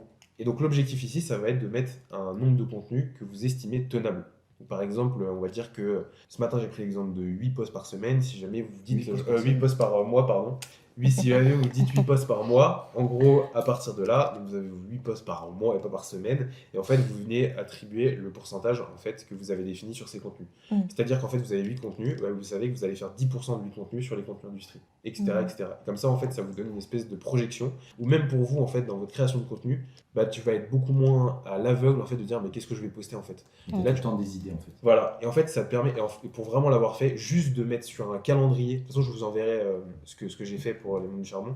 Juste en fait, d'avoir visuellement sur le calendrier votre projection sur un mois, de vous dire j'ai 8 contenus, j'ai tant de posts beginner, j'ai tant de posts industrie. Franchement, ça vous donne direct des idées. Enfin, vraiment, pour l'avoir vécu, c'est assez cool là-dessus. Et en fait, ça vous donne une projection qui même va vous permettre en fait de prendre de l'avance. Donc là, on va dire que vous avez trouvé un rythme tenable en vrai sur 8 posts par mois. Donc ça fait 2 posts par semaine. Maintenant, l'objectif, c'est de tenir ces posts. C'est pas de se dire, je vais en faire 8, je vais tenir ça 2 semaines et après, je vais arrêter. Nous, ce qu'on fait maintenant avec Clément, c'est pas de se dire, on va faire la création au bonheur, la chance. En gros, c'est de se dire, chaque semaine, je vais attribuer à ma création de contenu un créneau qui sera immodifiable. C'est en fait, vous faites la création de contenu, et ça c'est Clément qui me l'a dit, j'ai trouvé pas mal ce rapprochement, c'est de se dire, le contenu, c'est comme un call de vente. Vous n'allez pas esquiver un call de vente avec un client. Le contenu, c'est la même chose. Vous ne pouvez pas esquiver votre créneau contenu. Sur Wix, surtout que vous avez déjà posté du contenu. Donc, en fait, vous pouvez bloquer 1 à 2 heures par semaine. J'aime bien 2 heures, comme ça vous laisse le temps même de réfléchir sur d'autres idées, etc. Vous vous dites, je vous bloque 2 heures par semaine. Honnêtement, 2 heures par semaine, ça le fait, franchement. Et au moins, dans ces 2 heures par semaine, vous faites votre poste de la semaine, et potentiellement, si vous en avez 8 dans un premier temps, vous pouvez même potentiellement prendre de l'avance. Vous faites vos 8 posts par semaine, et comme ça, c'est fait. Vous avez fait vos 2 posts de la semaine, vous n'y revenez pas, vous n'avez plus besoin de vous prendre la tête avec la création de contenu, et vous pouvez penser un peu au sujet que vous avez. Nous, on aime bien le faire le lundi. Moi, j'aime bien le faire lundi aussi, généralement le lundi matin, parce que pas là où forcément on a le plus gros des urgences, on est dans le rush de la fin de semaine. C'est généralement on est reposé du week-end, donc j'aime bien le faire. Ou si jamais vous bossez le week-end, vous pouvez le faire le samedi aussi, peu importe. Mais en fait, c'est juste de se dire, je trouve un créneau dans la semaine, j'y attribue 2 heures et il bouge pas. Et si jamais vous le tenez en place, après c'est comme une routine en fait, il faut juste mettre ça en place, mais quand vous l'aurez, généralement, ça se met plutôt bien dans l'agenda. Et en fait, à partir de là, du coup, vous reprenez votre framework, vous regardez, cette semaine, potentiellement, je dois sortir un post beginner le mardi et un post brand le jeudi. Ça vous permet en fait de réfléchir, de se dire, tiens, qu'est-ce que j'ai envie de faire cette semaine? Si vous aviez déjà mis des idées, ça vous permet de mettre tout ça. Et comme ça vous permet vraiment déjà de projeter mieux votre création de contenu, parce que c'est ultra important. Et honnêtement, une stratégie de contenu où tout est fait le jour même, franchement, j'en connais pas énormément qui marchent ou qui tiennent dans le temps. Parce que même pour analyser, en fait, ça va vous permettre d'être beaucoup plus flexible. Et ce pourcentage-là, il est ultra flexible. C'est-à-dire, si jamais demain vous partez sur une base comme ça, et que vous vous dites en fait les expertises en vrai ça sert à rien, ça vend pas, les vidéos sont pas beaucoup vues, j'ai pas beaucoup de retours, bah vous l'enlevez en fait. Et vous gonflez le pourcentage, les 10%, vous venez l'ajouter sur un autre pilier qui fonctionne bien. Et surtout le plus important, et ça je l'ai pas dit ce matin, c'est j'entends beaucoup en fait qu'on n'a pas d'idée de contenu. En réalité c'est pas vrai. Genre c'est pas que vous avez pas d'idée de contenu, c'est que vous les notez pas. Genre toute la journée vous avez des idées de contenu, c'est sûr et certain. Moi pareil. Le seul truc, je suis sûr que ça vous est déjà arrivé, c'est vous dire putain j'ai une idée, vous la notez pas et 2 heures après vous dites c'était quoi mon idée et j'ai oublié. Donc en fait il faut absolument que sur votre téléphone vous ayez soit un Notion, peu importe, un outil de prise de notes. Dès que vous avez une idée vous la notez. Et comme ça toute la semaine vous allez avoir des idées, des posts LinkedIn que vous allez regarder, une vidéo, peu importe. Et comme ça vous permet en fait quand vous revenez sur votre atelier en fait création de contenu d'aller piocher dans les idées que vous avez. Et généralement vous allez arriver, enfin, franchement si vous faites ça vous allez être très peu à court de contenu. Et dernière chose, sur le contenu, c'est que vous avez déjà posté pas mal. Vous avez déjà posté pas mal, vous avez des posts LinkedIn. Recyclez vos contenus. Genre, recyclez-les parce qu'en fait, prenez les contenus qui ont bien marché, même des contenus qui ont un peu moins bien marché, mais juste transformez-les en fait. Changez le hook c'est le plus important. Essayez de rendre les contenus un peu plus attrayants sur la partie hook, changez les photos. Parce que même vous, en fait, ça vous demandait un peu moins de temps en prod. Donc, mais en fait, ça vaut vraiment le coup de recycler les contenus. Aujourd'hui, avec Clément, c'est quelque chose qu'on fait beaucoup en fait. On recycle des contenus parce que du coup, il y a une grande banque. Des contenus LinkedIn, on va s'en servir et les transformer pour Insta. Des formats YouTube, on va s'en servir pour en faire des lead magnets au format LinkedIn et même au format Reels. En fait, il faut vraiment vous dire qu'au bout d'un moment, pas directement demain, parce qu'en fait, c'est une gymnastique à prendre, mais en fait, de se dire que la création de contenu, tous les médiums sur lesquels vous allez pouvoir communiquer, donc YouTube, en fait, ça devienne un peu interconnecté et piocher des idées à droite à gauche. Ça, c'est pour LinkedIn. Et YouTube, pour moi, parce que déjà, vous avez déjà mis le pied à l'étrier et tout, et moi, il y a 2 trucs sur YouTube, pardon. C'est qu'il n'y a pas de lien sur les vidéos. Genre, description, généralement, tu vois, je regarde par exemple automatiser Google Sheet. Ce qu'il faudrait mettre, c'est vous dire, si la personne veut aller, par exemple, prendre un call avec vous, on va dire que vous apportez de la valeur, etc., il n'y a pas de lien direct. Mettez toujours un lien de calendrier ou un lien d'un calendrier quelconque, comme ça, au moins, si jamais la personne a potentiellement passé genre 15 minutes avec vous, me dit qu'elle peut vouloir monter sur un call. Donc en fait, faciliter toujours lui la tâche là-dessus et qu'elle évite d'aller chercher, qu'elle revienne sur LinkedIn, qu'elle aille en homepage YouTube, etc. Et en gros, autre chose, donc on en parlait un peu tout à l'heure, ce qui va être intéressant à aller chercher, c'est tous les use cases. Les use cases, vous pouvez les mettre sur YouTube. Nous, ce qu'on fait aujourd'hui, et c'est ultra intéressant. Pourquoi tu lèves les yeux? Hein? Non, tu lèves les yeux. Non, je suis juste en train de réfléchir quand tu Ah, me ok. parles. Désolée. Non, t'inquiète. Là, je savais pas si il fallait me dire à chaque fois si Non, vous non, avez non. des doutes ou quoi. Mais en gros, les use cases, en gros, ce qu'il faut faire, c'est les mettre sur YouTube. C'est ultra intéressant parce qu'en fait, vous allez pouvoir faire de la redirection de LinkedIn à YouTube. Et même des personnes qui sont abonnées à votre chaîne YouTube vont pouvoir aller voir les use cases et faire de la réassurance. Ouais, regardez, je vous ai fait un magnifique schéma. En gros, vous avez LinkedIn 1, LinkedIn 2, YouTube, technique, preuve sociale. C'est ça, il est là votre schéma de contenu. Un LinkedIn, 2 LinkedIn qui redirige sur YouTube. Et YouTube, il comporte 2 choses, des éléments techniques et des éléments de preuve sociale, use case et des photos. Et en fait, après, et des posts LinkedIn et le reste, vous vous en occupez pas, vous n'avez pas besoin de faire autre chose. Et pour moi, un truc qui pourrait être ultra intéressant pour vous, pour vraiment comprendre ce que vous faites, demain vous avez un projet client, tu peux monter directement sur un Tela, peu importe, partage d'écran, et tu montres ce que vous avez fait. T'expliques de A à Z ce que vous avez fait.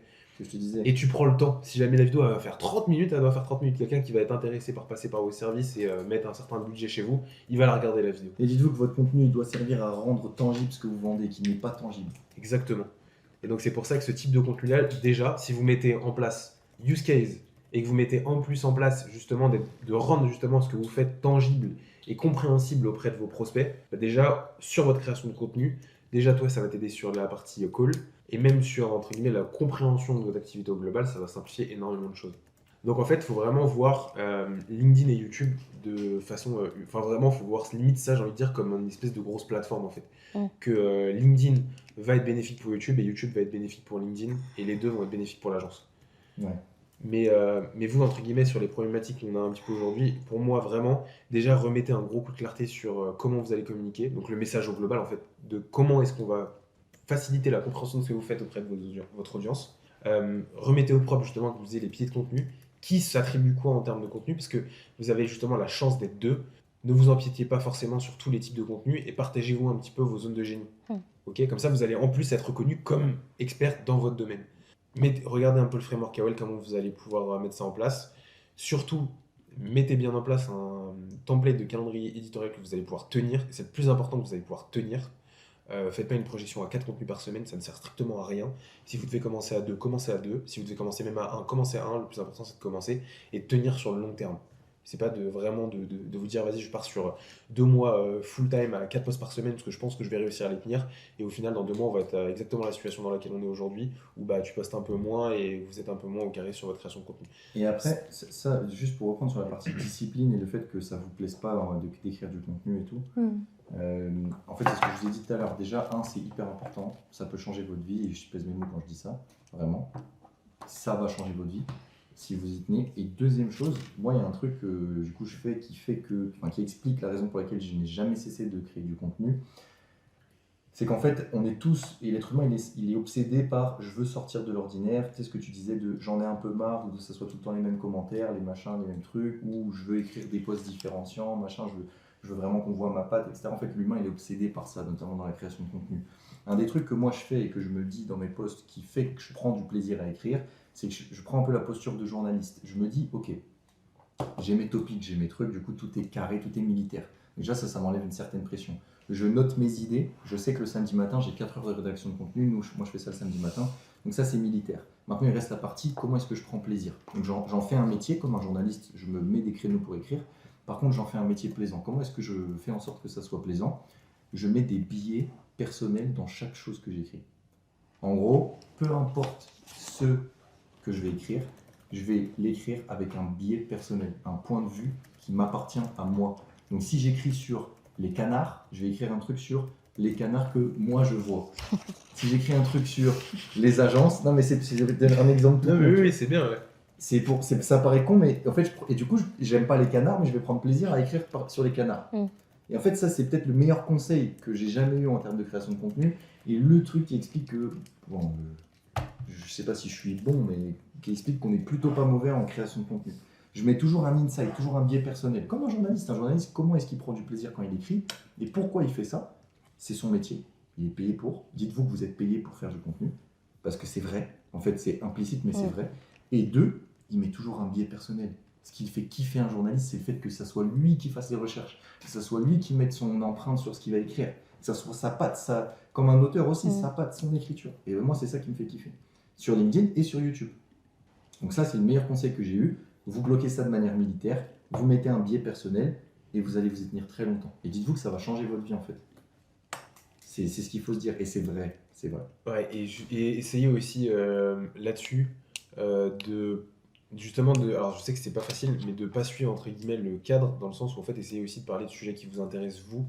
Là ça va être surtout pour les contenus brand à la limite, parler vraiment de sujets qui vous font kiffer quoi. Ouais voilà, faut En prendre fait- du plaisir quand même, faut essayer, même si moi en vrai je vais pas mentir, samedi matin je préfère être ailleurs quoi, que d'écrire mes posts LinkedIn. Ouais. Mais je le fais. Et aussi, dernier truc, dites-vous aussi que le contenu, c'est aussi ce qui va vous permettre de différencier d'une agence à une autre. Ouais, vraiment. Et pour le coup, là, on a vraiment, là, on a assez d'insight pour pouvoir le valider et survalider. Franchement, le contenu peut faire qu'un prospect passe par vous au lieu d'une autre agence, même si l'agence potentiellement elle a plus de use case, qu'elle a plus d'avis clients, enfin bref, peu importe, et qu'elle passe par vous parce qu'elle soit plus attachée par vous, par votre création de contenu. Donc ça, c'est ultra important de le mettre. Donc c'est pour ça aussi, si jamais, franchement, pour le coup, pour l'avoir vu, si jamais vraiment ça vous fait chier d'écrire un post, l'écrivez pas parce que ça va se ressentir. L'écrivez vraiment pas parce qu'en fait, vous allez penser que vous venez à votre. On va lui dire ça par contre parce que. Non, mais en fait, je pense que c'est important de le dire quand même. Pourquoi? Parce qu'en fait, je pense que sur du long terme, ça peut plus desservir qu'autre chose. En fait, c'est bien, vous serez tenu à votre agenda et vous vous dites, j'ai fait mon post. Franchement, ça va se ressentir. Oui. Justement, si jamais déjà c'est pas un truc que vous kiffez de base, et je suis sûr qu'au bout d'un moment vous allez kiffer, parce que franchement, pour le coup, au bout d'un moment, ça devient une habitude, ça devient une gymnastique.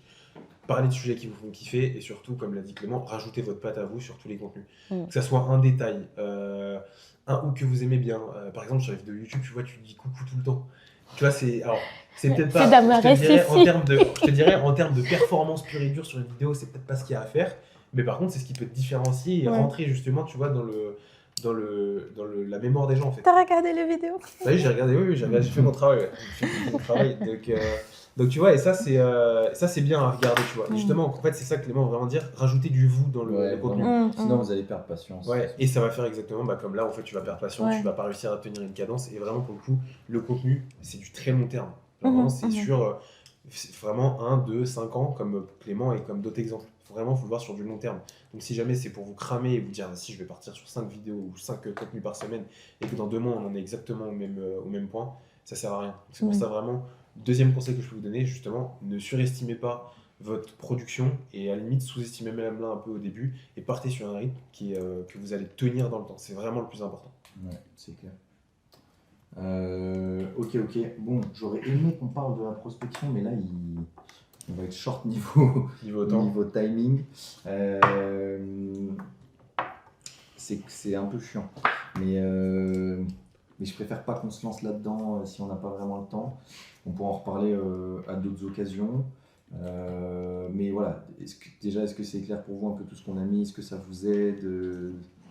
Est-ce que voilà, il y a quand même un pilier de prospection qu'on n'a pas eu le temps de faire? Quel est dans le découlement de tout ce qu'on a vu quand même? Moi, le plus important pour moi, c'était les offres et le parti positionnement. Est-ce que c'est clair pour vous? Est-ce que déjà ça vous aide? Ouais, cette partie offre, je pense déjà ça va beaucoup nous aider. Super. Et surtout le petit le fait de toucher sur la posture, c'est surtout ça qu'on a besoin aujourd'hui. Je pense que c'est la raison pour laquelle je pense qu'il y a des deals qui ne signent pas. Ouais, et puis il faut laisser le temps au temps aussi. Je pense. La posture, ça se travaille avec le temps. Et tous ces éléments-là. Le contenu, c'est de la confiance, de toute façon. Oui, c'est pas juste un mindset où tu te dis c'est bon, je suis confiant. C'est les offres, le contenu, la preuve sociale. En fait, à chaque vidéo sortie, vous allez avoir un gain de confiance et une preuve que ce que vous faites, c'est bien. À chaque nouveau client signé, c'est encore plus. À chaque fois où toi, tu vas travailler ton cycle de vente et que tu vas retravailler ton sales pitch, tu vas reprendre en confiance. À chaque fois que toi, tu vas délivrer un client correctement, tu vas reprendre en confiance. C'est un cercle vertueux et il faut commencer dès maintenant à travailler ces éléments-là, notamment sur le contenu. Sur la partie prospection, voilà, en gros, moi, je peux vous donner une phrase de ce qu'il faut retenir dans vos métiers. Il faut essayer de trouver l'intention d'achat. Et pour trouver l'intention d'achat, ce qu'il faut faire, c'est des ressources de projection, c'est-à-dire qu'il faut faire comme si vous aviez déjà travaillé avec la boîte avant même de l'avoir signée, donc ça passe par plein de manières différentes. Là, je ne vais pas vous en sortir 50, mais il faut lui faire comprendre que vous avez déjà bossé pour elle, entre guillemets, en repérant les problématiques et en lui expliquant que vous l'avez déjà fait pour les autres. Ressources de projection, et y aller ultra personnalisé. Tout ce qui va être automatisé, etc., ça sert à rien et ça va dans la continuité de ce qu'on s'est dit sur le contenu. Restez vous-même, entre guillemets, différenciez au niveau des offres, et voilà. Ok, on est bon? Super. Merci en tout cas, et puis j'espère que ça vous aura aidé. Ouais, trop bien. Merci à vous. Avec plaisir. Avec plaisir. Merci à vous. Entre-temps, mais...